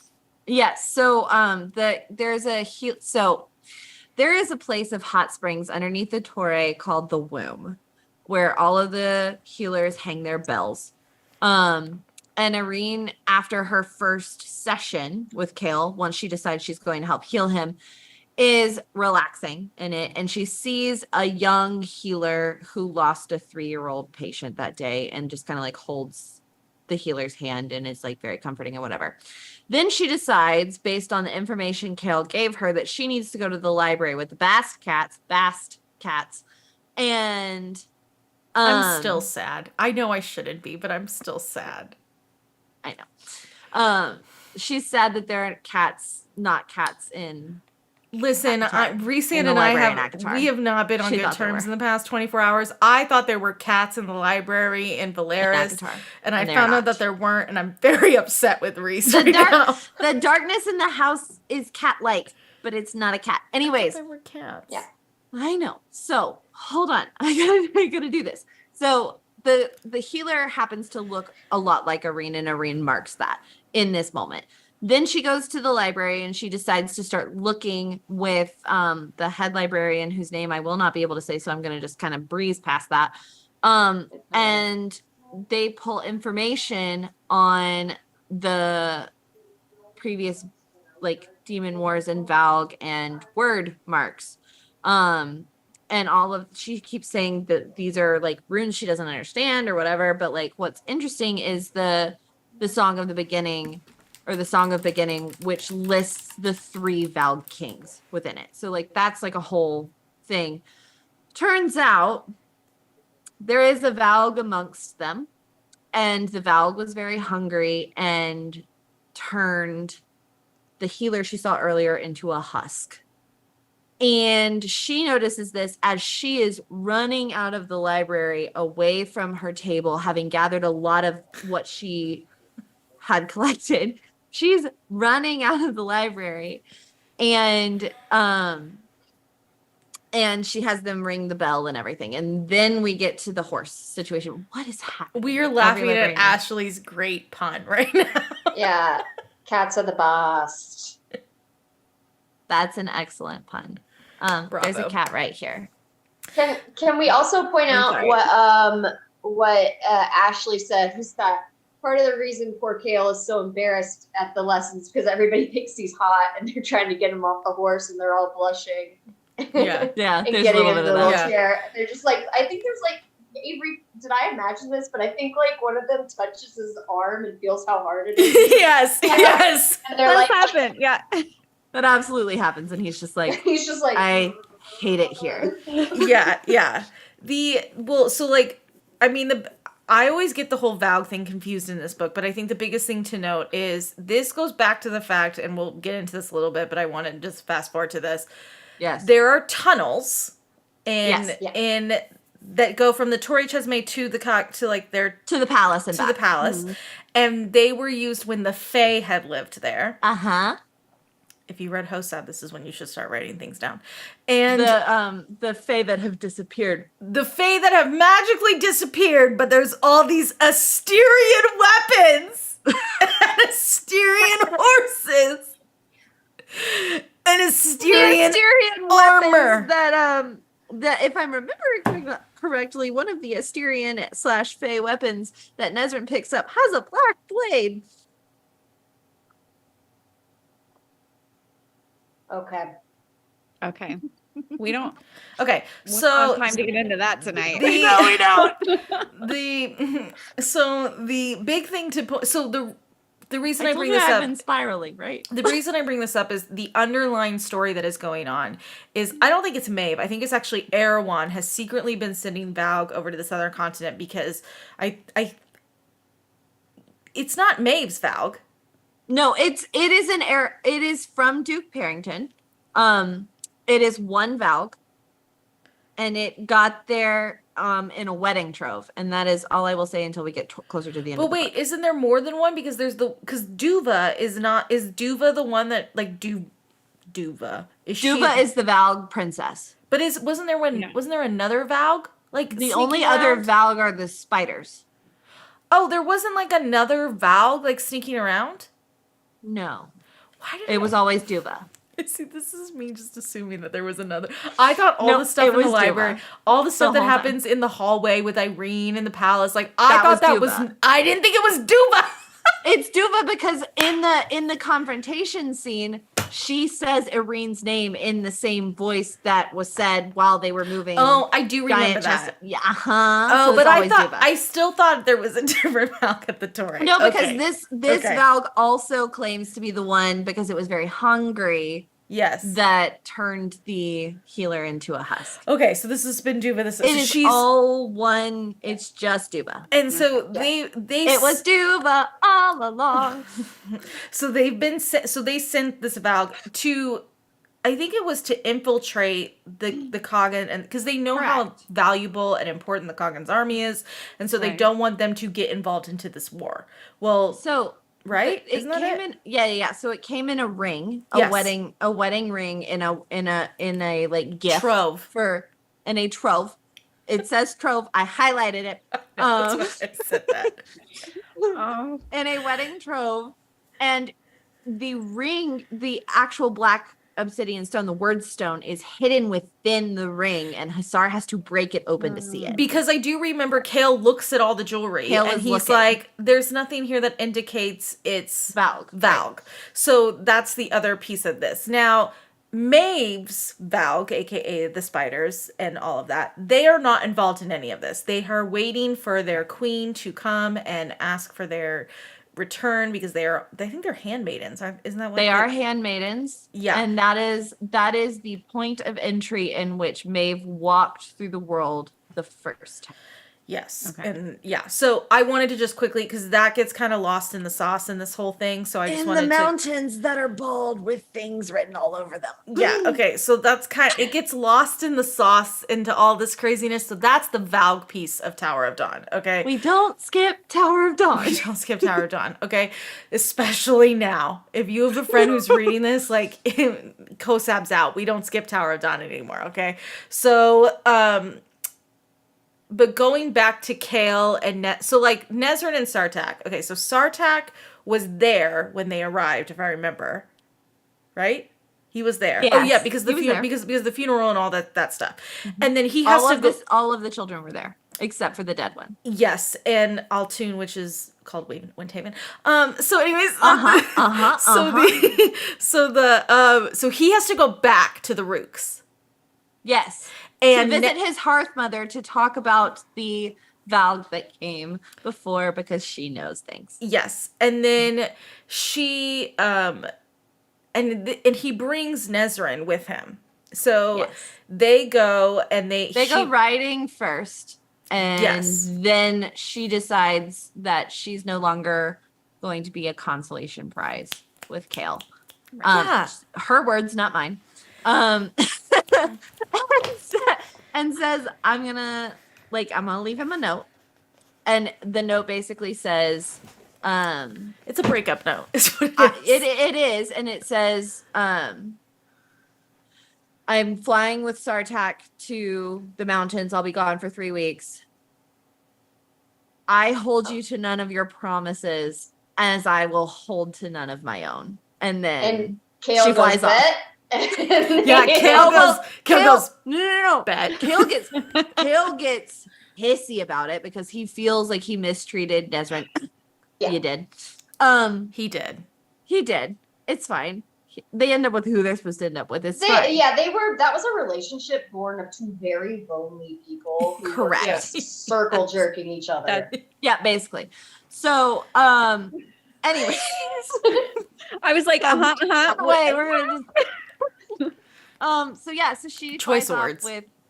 So she flies off with Sartak, and then Kale gets all butthurt about it, and then he mistreats Irene. And then Irene gets followed because she's coming back to give him a piece of her mind. Yes. And that's when she gets followed by Duva, aka the Valg. And then she runs in, and then he's like they're in like panic because he's in the chair and she's like pushing chests of drawers and trying to like block. It's like a whole thing. Yeah, but it's a great mortal peril it's where moment. they kind of like come together, and then she tells Caution that she feels safer in Kale's room, and then she sleeps in the bed, and he sleeps in the chair and watches all night. Yeah, it's very cute. Yeah, it is actually really cute. It's really cute. And they fall into husband and wife mode real fast. Oh, yeah, they do. Even together. Yeah, and meanwhile, they were together for what? A month and a half. Maybe. They're married. Well, they're essentially mated. Let's be honest. Yeah, let's be honest. They're like human mated at that point. Well, I mean, technically, the healers probably do descend from the Lost Fae, so right. Yeah, because they have magic. Yeah. Yeah. So then Nesrin and Sartak are at the Hearth Mother. They're with her, and they find out that the baby Rooks have been being taken by the spiders. Mm-hmm. And so then they go to investigate. And also, we meet Bort. I was gonna say, and we meet Borte, as she's said in the audiobook. But yeah, it's in How to Train Your Dragon, it's Bort, so that's what I've gone with. That's fair. The whole time. I just got corrected so many times that now I say both. Fair. You know? Yeah. Do you remember the first time you said Torre Chesme to me, and I went, "Say what now?" Oh, really? Was it Torre Chesme? Yeah, because I had always in my head said like the Torre theme or something like that. Oh, the Torre Chesme. But it's the Torre Chesme. The Torre. I can't roll my R's, so very wrong to me. Yeah. Anyways, it's okay. I still hate the word Kraken. I still say Croatia, even though that makes no sense. But whatever. Actually, it's like, oh my God, Sarah. I get Croatian. Croatia. Croatia is a hard. I think what it was I said Crow, and then I went Croatia. It's pretty there. Like, we'll just think, I know what Croatia is. Okay. Right. Like, I know, it's a place and like all that. So like, I'm not that dumb. Nobody's saying you're dumb. But I just was like, pretty word, Croatia. That's how that went. That's how your brain works though, but that's fine. Yeah. That's what we love about you. Yeah. So then they get to, which Bort is like one of the best characters. Like, she's just the best. And her whole, I forget, who's the guy that she's like. Oh, it starts with Y. It's like, I can't Sam, remember will his you name. put it in the chat? Okay, Sam whatever. Off the top of her that head. is one of the best relationships that was underdeveloped. Like, it is so funny to me. But I kind of love how developed it is. Because it's like, you hear I can imagine they hate each other. But they sleep in together. And then somebody decided to announce that they were betrothed, and she gets pissed about it. And then she tells the Hearth Mother that she'll set a date. And that's how she gets those Rook riders to come and help save Sartak and Nesrin and Kadara. Urine. When Urine. I was being Sherpa through coming the in clutch. series by Avery, there were two people that I was like, I need to know if these people don't get happily ever afters. Dorian and Bort and Urine. Bort and Urine are one person. And I said, keep reading. Yeah. Well, you confirmed for me Dorian would be fine. Well, Because I wouldn't read Kingdom of Ash. I confirmed as much as Sarah confirmed. Dorian I was like, Manon. I'm not reading it if he's gonna die. Yeah. So yeah, I did give you that one. They get, and this is then how we get to the spiders. I'm gonna fast forward a ton of stuff with the spiders. I just want to get to the good part, which is they go back and forth to the spider like quite a few times, but the last time they go, Falcon. I guess I should bring Falcon up. Yeah, you should bring Falcon up, and you should bring up the time that you didn't remember that Falcon came back. Please tell the story. This is my favorite story. So last year when we were doing the rereads, we got to the Assassin's Blade, and we were reading The Assassin in the Desert, and someone had asked me, does the spider merchant ever come back? And I said in a straight face, because this is genuinely what I believed, I was not trolling, I said, yeah, I don't think so. I think is what I said. And the comments were like, Sarah. And back then how we did it was a no spoiler discussion, and then the last hour was like full series spoilers for Throne of Glass. So the last hour it's like full series spoilers. And we get to the full series and everyone's like, go grab Kingdom of Ash and like reread the scene where Irene comes in, and because that's the guy. And I read it and I was like, and then I realized that that's Lysandra's uncle. And it's like, it is, I genuinely had no idea. Like, this is why you don't skip Tower of Dawn. This is why you don't skip Tower of Dawn and Assassin's Blade, because you miss all of this. Like, you miss all of it. So yeah, people were like, you just straight up lied to people. And I was like, no, I didn't. Like, because that was my number one rule. It's like, I would not lie to you in the lives. I may mislead you, but I won't straight up lie to you. And they were like, no, you straight up lied. And that's when I pieced it all together and realized how much I messed up. But I genuinely didn't know. And I was so shocked. And it is, I really felt like Aelin when Rowan started laughing and he was like, what? And he was like, it's nice to see you on your ass at least once. Like that's how I felt. It's a series that keeps on surprising me. So, that was one of the last surprises I had.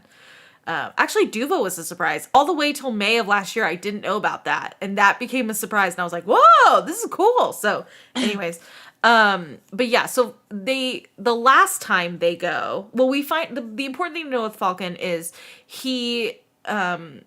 Irene is the one that, or not Irene, sorry, Nezrin is the one that pieces together that is Lysandra's uncle, family member. It's a theory that she presents to Falcon and says, this is what I think.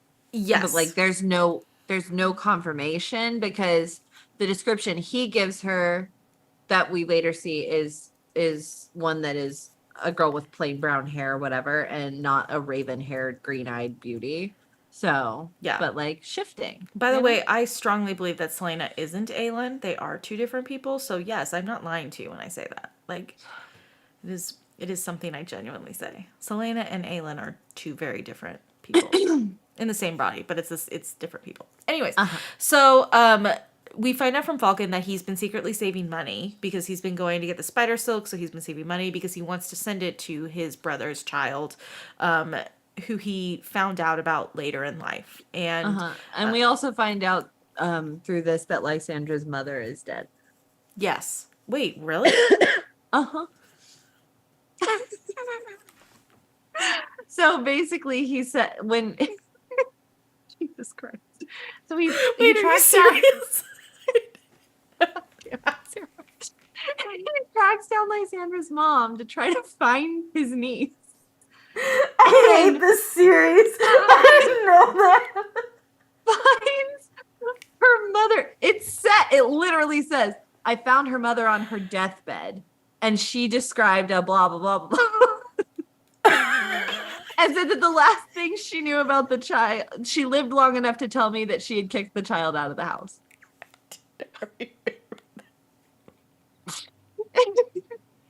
Okay, continue. So just so everybody is fully clear on this, Sarah loves Aelin. If anyone didn't know that. Everybody else is like an interesting side character until they're the side character to a side character, and then they just don't exist. Or like, literally, I read Tower of Dawn and I was like, Sartak. Like, if it didn't have to do with Sartak, I didn't care. Well, that's not true. I care a lot about Irene. So, like, okay. Sartak, though. It was either, if it was just Kale with no Irene, I was like, ah! If it was Irene involved. Sartak! Yeah. Okay. Anyways, so, but the reason I keep bringing up Falcon is because when they're in this last spider scene, Falcon tells Nezran, like, to make sure that the promise is still kept. Like, he wants to make sure that all of this still goes through. By the way, he's like a tiny fly. Like, this entire time, right? Isn't he a fly? He's like a bug. He was a bug at one point. Then he's in her pocket as, I think, a mouse. Yes. And then he turns into a giant spider. Yes. Yeah. Yes. And he's a wolf at one point. He's a white wolf. And I think it's white. Nope. Sure it's white. Not touching that within a 10-foot pole. And then if I remember too, he doesn't have full shifting abilities. He does not, because he was in Otterlin when the shifting was taken away. Like, he was not able to shift like a lot, and then like magic was taken away, and then he stepped, and then he found out he was a shifter because his brother and his father had the power, the magic, and he only, I guess, had like a piece of it. Yeah, something. Like Lysandra's very powerful in comparison. And then he didn't know that he could shift until he stepped foot outside of Otterlin and Shifted. felt the Yeah. correct. So then Sartak has probably one of the best lines in the entire book, which is when he says that it's the whole Neith's arrow, and like he says that he's known so all along that he was gonna fall in love with my favorite little just like mini part before that is when he takes her to train with the Rukeen, and he like Bort fires an arrow. Did you just say Rukeen? That's what I said. Yes. Like the Rukin? The Rukin? Okay, anyways. It's in the audiobook as Rukeen. I don't know. Is it really? Okay, I'm so sorry. All right, go on. So I could be wrong. I'm not going to sit here and say I'm 100% I just right. had never heard that. That's why I was like, you're probably right. Okay. Anyways, and then Nezran proves her mettle and basically asks him, "Where do you want it? Head?" And then he says head, heart, and neck, I think. Yeah. And she, in a line, all completely dead even, does all three on each of the dump. And they're just like, Yeah. I'm sorry. And Bort is like, show me. Yeah. And it's really great. This is the Bryce and Hunt gun scene all over again. This is the prequel to the gun range. So good. Yeah. And then, so Sartak has a great love. Sartak. Oh, the one thing I did want to bring up before this, so Nezran is really concerned about her father and her sister and all of them. And Yes. Sartak is the one that makes sure that they can safely get to the southern continent. Yeah, because she finds out. So she finds out in that initial, like that first initial dinner, that Otterlin has been sacked. Yes. Or maybe it's in the first meeting. I can't remember. Yeah. But Otterlin has been sacked, and she doesn't know if her family is alive. Yeah. Then she goes and she visits her aunt and uncle and finds out that word got to her aunt and uncle that her father and sister and their kids are all alive. Yeah. They made it out. They don't know where they are. So then she goes sneaking off into the night to see if she can find a sewer system where the Valg would be. And Sartak runs into her, and then she tells him that he says, "Tell me everything." She says, "I can't." He says, "Then tell me what you can." And she tells him everything that she can. And then he offers to see her family safely. Yeah. Here, So that's through how his spy network. Yeah, so that's how that all gets solved. That's like another little side piece. And then we get the reveal about Maeve. And we find out, and I'm gonna make it really quick, but the legend goes, because we can talk about it in Kingdom of Ash because it's brought up again. But the legend goes that Maeve was married. There was 3 Vald Kings, and Maeve was married to. She had a choice, and she chose. I think it's the youngest brother. Orcus, no, Is the or middle? was the youngest. He's the oldest. Oh, he's the oldest. Okay, I can remember. It's or something.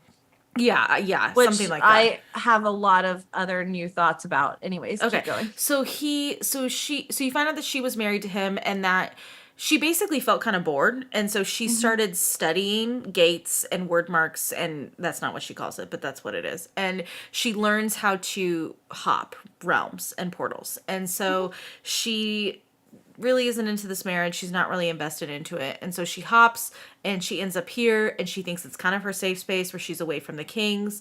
And then all of a sudden the kings come back, and she basically hides herself so well within the people of this world that the kings don't even realize that she is there. And she has been hidden this entire time, and these spiders are essentially waiting for her. So that is the gist of what is going on with Maeve. It's a big reveal. Nezrin is the one that hears it, and Nezrin's like, holy crap. Like, this changes everything, basically.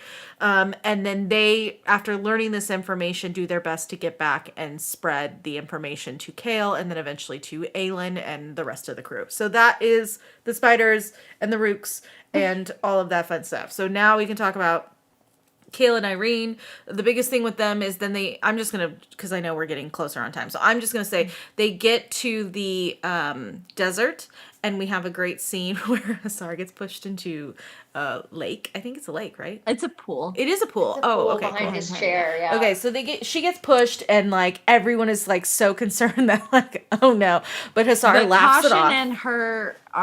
Caution and her lover laugh it off first. Yes. Because Irene is pretty sure she's about to die. And so is Kale. And Kale is protecting her. And Yes. he's like, I'm about to die. Yes. And then they go back to their room, and this is when Kale gives her the locket, because he knows that she has this little piece of paper that, as a reader, the entire time, if you've read The Assassin's Blade, you're like, read the paper, Kale. Okay, he reads the paper. It's fine. Yeah, he reads it at like the last minute. It's fine. It's but fine. So it's a very sweet gift, and it's a very sensitive gift, and she's very overcome with emotions about it. And then they have some sexy time, and this is the one time I'm gonna say this was a better scene than the freaking beach scene. So like, it was a good one. Anyways, and then they go back. They rush back to the palace. That's when they find the stuff. They go into they use their horses to go into the desert first and find all of that stuff before they rush back to the palace. Yeah, because the whole reason that they're even out there is it's for Irene's birthday, and Irene had purposefully kind of indicated she wanted this because Kale and her are looking for more of these scrolls and information. And what they find is that there were Fae that lived there at one point, and they no longer live there. But it's also thought that is where the healers descended from. Yeah. Oh, I think she had to. Yeah. Did we just lose her? Yeah, her her whole screen. She might come back. So they rush back, and I'm just checking to see if she left me anything. And then Irene has an epiphany of sorts and fully heals Kale. Right. And then we go into the library. Sorry. Because they go to the Torre, and Hafiza has been taken. This is what I'm going to say. Avery and I, and probably all of us, will spiral about that later, because this is why I remember when I finished Hosab, and I know I keep bringing it up, but I'm trying to skirt around it. I remember when I finished Hosab, the first thing I said was, we got to look at Tower of Dawn. Secret tunnel. Tower of Dawn held, because we knew, we had good indications about the other series, but it was Tower of Dawn. Yeah. So, well, I mean, there's so many things that we can connect in Tower of Dawn and a couple of other places, but like mostly here. So it's something we are currently exploring. This is why you're gonna have to wait till next year for this. So, and I think you all will be happy about that, so it's fine. Yeah. And we're gonna spiral. Then we will. So then they go through the library. We go through a bunch of tunnels. This is when we find out about Duva, and then we get the big moment where Kale is injured after he's already been healed. By the way, he takes the hit. darkness blow that was meant for Irene to kill her to his back. Oh, hold on a second. What does Kale's scar look like? Oh, yes. Kale's initial scar from his battle with the king is described as a star atop his back. Okay, just want to make that clear. Okay, so that was a fun thing that I found out, screenshotted, and screamed at Sarah about yesterday. Yeah, I was like, Avery, I can't. So it was very late in the night. We know why Sarah couldn't. And I think the interesting thing about that is, number one, he does it of his own. He's fully aware of what the consequences are of doing that. And he's prepared to die. He's totally prepared to die, and Irene refuses, and this is when Irene and all the healers, but there is a cost to the magic, and it is that they are now life bound. And that he will always have some broken parts of his back. And because he will always have some broken parts, and Irene, when her magic wanes, will not be able to provide the brace that it would when she's at her full power, means that some days he might have to use the cane, and some days, the really, really bad days, he might end up having to use the chair again.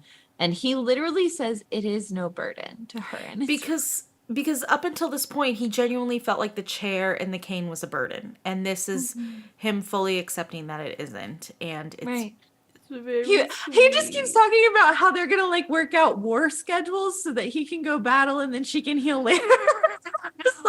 It's actually really cute. It's really cute.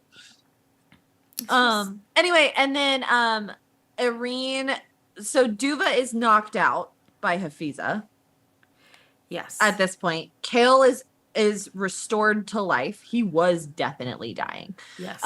And then Sartak and Nezrin show up, and I think Caution also. Yeah. I don't know.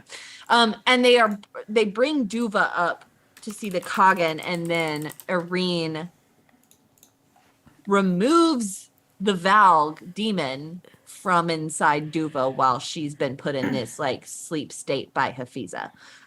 And that is when the Kagan basically looks at Irene and says, whatever you want, it's yours. Yep. Izzy just messaged and said that there was a blackout, and so that's why. Oh, no. So there we go. Love you, Iz. Yeah. He is the oldest. Okay. Yeah, I think it, and then this is why it's a cool. Oh, and then we find out that everyone thinks it's Orcus that's married to Maeve, and then Mantyx, Mantyx. Yeah. And then Erewhon. Yes. And then we find out that everyone thinks that Aelin kicked butt in the war and all the ships left, and Maeve has been scared from the. And we know that's not true. Yeah, so they get that report, and then they wait I think it's a couple of weeks or something is all Kale will allow for, essentially, because of how the Narrow Sea becomes tumultuous during this time of year. Yeah. And he's like, we gotta go. If we're gonna go, we gotta go. And then, they talk about how he proposed to Irene, and now they're husband and wife, and they're on a ship, and they're on their way to the war, and they're on their way. Hold on. I'm going to pause you. It is a Valg princess. Yes, it's a Valg princess, like the spiders. Yes. But it is described a little differently, but I think it's because it came from Erewhon's side, not Maeve's side, for anyone wondering. So yes. I just want to make that clear. Yes. And then, so they're on the ship, and as they're on the ship, we get the whole little note bit, which we can go into in a second. But the thing to note is that they have 1,000 Rook Riders. They have not all of, but I think they send half the host essentially. Yes. So it's half of each section. So half of the armada led by Hussar, half of the Rooks led by Nezrin and Sartak, half of the No, Caution's horses don't arrive until much later. I know. I'm getting okay. there. I'm getting there. Half of Caution's horses to follow 2 weeks later. Yeah. Was what I was about to say. But they're all making their way to Otterland to fight in the war. And the only other thing of importance that we have skipped over prior to this moment is that Sartak is named heir. Yeah. It's a casual thing. Which is a really important thing. The other thing too is they've made no decisions on where exactly they're going to fight. They've just said that they are going to go and help fight the Valg, but they're going to go through Otterland to do it. Unlike the rest of the ships and everything, they either went through Terrasen or they went through Eelway. So they are specifically going to go through Otterland, which is why when you start Kingdom of Ash, they're closer to Aniel than anyone else is. So right. That's just a quick little note. The note is really cute. It is a good moment for Kale because he's like, let me explain, because he recognizes the handwriting and knows immediately who it is and pieces it together pretty quickly.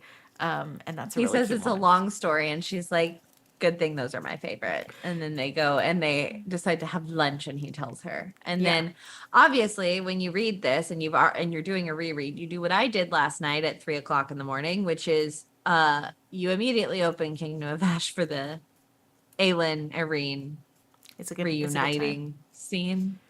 That was great. Yeah. I'm trying to think if there's anything else. Kale's. I'm certain there is. Yeah. I mean, do you guys have any favorite moments? Did we skip anything that you wanted to talk about? I don't even remember anything from this book. I think you hit all the things. Ashley and I did a little like a 5-minute recap before the live, and I think you hit all the things. All the things that I mentioned. Yeah, I was like, "There's this, and then this happens." I was like, "Wasn't there a note?" And he like recognized your handwriting, and we couldn't remember if it was in Empire Storms or King of Ash or Empire. Or, oh my god, I'm so tired. You know what I'm trying to say? Yes. Like you didn't know which book it was in, and. Yeah. The only thing I want to mention, because it's me and I'm going to mention it anyways, is... oh, yes. And they take Farasha and the couch. Yes, they take the couch. The only thing I'm going to mention, because it's me and I have to mention it, is when they are out in the desert, there's a conversation about, well, if we want to ally ourselves with Aelin, we could just marry. Like, it's a political alliance. And Kale casually brings up, well, there's Rowan Whitethorn. He laughs out loud and is like, no. Yeah. And then the whole room goes silent. And he's like, Kale thinks it's because of Aelin.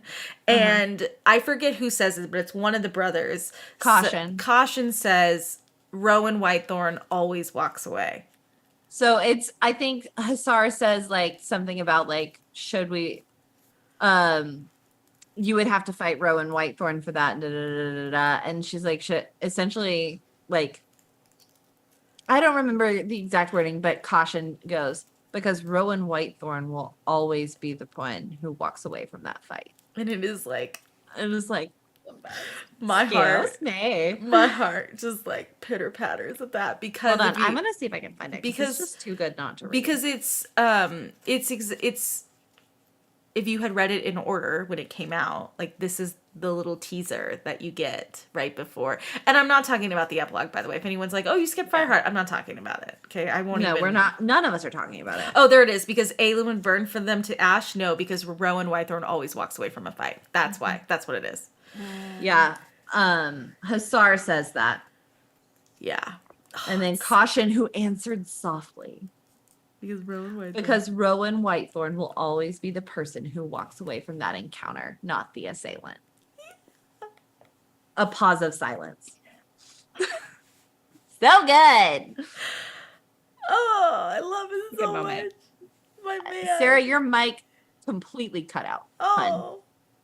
You got so high pitched. Your mic really cut out. It doesn't happen to you often. It happens to me more often. It's love it so much. Okay, let me see. I'm gonna go. We only have 4 questions, so I'm gonna go through it really quick. Okay, great. Okay. I can't remember. Are there cats in the glass castle? I know there are cats at the Tory. There are no cats in the glass castle. So I can answer that. Also not a question, but the tomb in the trove at the Torre Chesme is very interesting. Again, we'll spiral about it later. I know this isn't a question, but Aideen is broken and hurt. He was raised in the war. His reaction is very different than most 24-year-olds. Yeah. Did we learn any info about the ancient Fae from the southern continent? Just that they were there and they've disappeared. Oh! They were there, they've disappeared. There's a lot of information in the Oasis. I would just recommend you go back and read that chapter. It's too much for us to summarize in the next minute and a half. But there are it appears that there are word marks associated with it or something along those lines. And then it is heavily hinted at that the healers descended from them. The other thing too is I don't know why I feel this way, and I'll have to confirm when I do the reread. I feel like because I remember reading something about the Fae and being like, oh, this is clearly where Rowan came from. And I don't know if it was a bird reference or if it's because they also indicate that maybe some of the Fae from the southern continent also went to Dordow. So they don't indicate that per se. So it is a rebel group of Fae healers. Yes. Who left Doranel and settled on the southern continent. Okay. I knew there was a connection to it. But there is mention of the reason that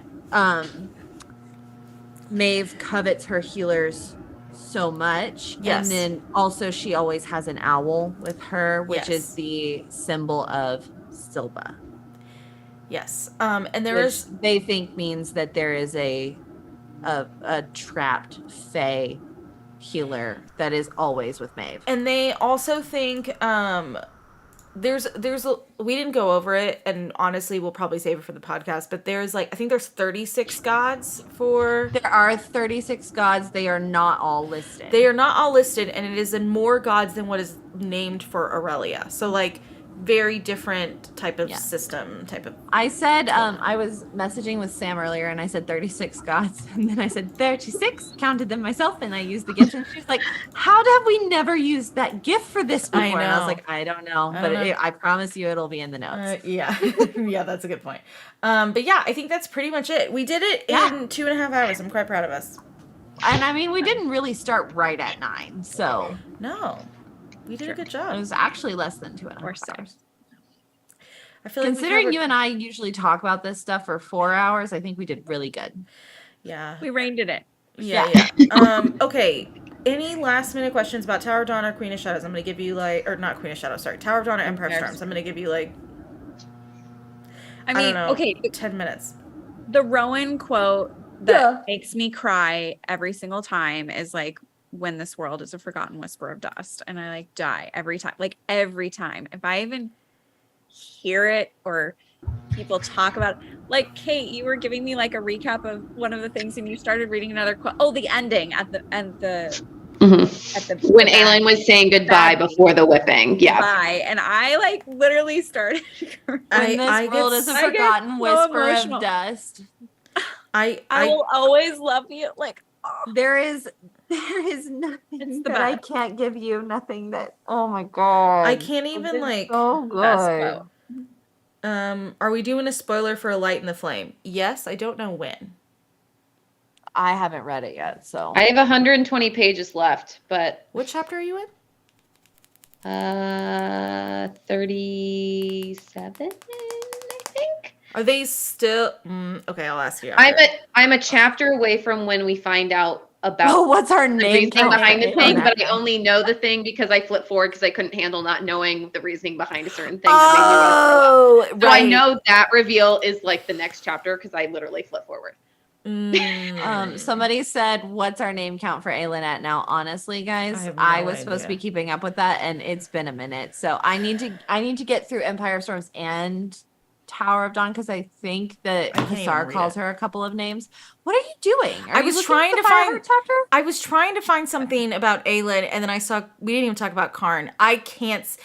We don't have to speak his name. I saw his name. I saw his name on the page. Slicing him open. I saw his name and I just went because I can't. No. he's the one character that I just. It's a tough time. I can't believe we didn't even talk about him in the podcast. Oh, we actively avoided talking about him because I didn't want to set you off. Yeah. Oh my god. Because we had already argued about Lorcan for 10 minutes, of which you cut 7 out. Mm-hmm. I did. No, that's not a joke. Oh my gosh. What other? Oh, well, this is more of a Kingdom of Ash, but Erewhon, I always think this is what I always end up associating like real life things with names to help me remember. I guess. And Erewhon always makes me think of the bougie grocery store in LA that everybody goes to. Okay. That's called Erewhon, but it's spelled slightly differently. And that was the only way I knew how to pronounce it. And then the other piece, when you were talking about the Coggins children, how they all kill each other, you know how in Stardust? Yes. How the siblings Same are thing. all like... Oh, I forgot to mention. So when I said never Duva at the beginning of this section, it's because there's a moment where Irene or Kale or somebody looks at Hasara and she says, "No, never Duva." Like the siblings had all had one very like agreement conversation where it was like, we will sterilize everybody else. Like we will fight, we will challenge, we will do whatever. Never Duva. Duva's too good for this world. So like that's what I meant when I said never Duva earlier. Yeah. My favorite group, it was when everyone realized after everyone showed up after Aelin was taken and she kept the promise to rally for Terrasen. Yeah. The other thing, one of my favorite moments is also when they're on the ship and everyone's making a bet on whether or not Rowan will like hit the Ilkin. Yeah. And like with the arrow. And then Rowan just looks at them and he's like, I hate all of you. Like, Aelin wins and then says pay up. Yeah. Like that is what the court of Terrasen is like. Like it doesn't matter that that's her mate. Whereas like I feel like Rhys and Feyre, like they do that, but also like it's more like, oh well, we're together. Like Aelin and Rowan will fight each other. And this is kind of the best part. So okay, well I think that's it. That's a good one too. When Dorian realizes what Caltaine did. That's a good one. That is a good one. All right. That's Empire Storms. I'm gonna go ahead and start playing the music. Bye guys. And I'm gonna mute you guys. And Avery needs a nap. Wait, there you are. Okay. Bye everyone. So Kingdom of quick pause. Kingdom of Ash, you have 3 weeks, just so everyone knows. Thank because God. Avery and I are a little behind. Love So we're gonna take our time with that, okay? Uh-huh. And then you guys are gonna get all the notes, and then you're gonna get Kingdom of Ash notes probably before Christmas. Before the end of the year for sure. Great, before the end of the year for sure. And then because Avery has a week off between Christmas and New Year. And then happy Thanksgiving to everyone. We have our Friendsgiving thing happening this weekend in the realm. Woo! And then I'm trying to think if there's any other major things. I'll schedule Light in the Flame. The schedule will get up to date with all the ACOTAR dates for January. For January. Jesus, I am not doing this in July. And then I'm like, we will be well done with it. I will have a good pina colada in my hand by then. And that's about it. So those are the big things. So Avery and I have already scheduled out. By the way, Avery, I did look. Both of us are good for Taylor Swift tickets. We did not. How did we schedule the whole mastery line? It did not affect our Taylor Swift. Just throwing that. I love that for us. I looked. Like, actively looked. I'll have to double check your dates, but I'm pretty sure it didn't affect you either. I'm the 28th. Yeah, I'll check. I'll check. I'm okay. I'm the week before you, so like that's how I knew. Oh yeah, you're good because that's a Polycon weekend. That's why I know. Yeah, it is. Okay, so everyone is good to go there. I'll update you guys in Discord. So right now we're on Kingdom of Ash. Woo! I think that's it. Okay, Bye everyone.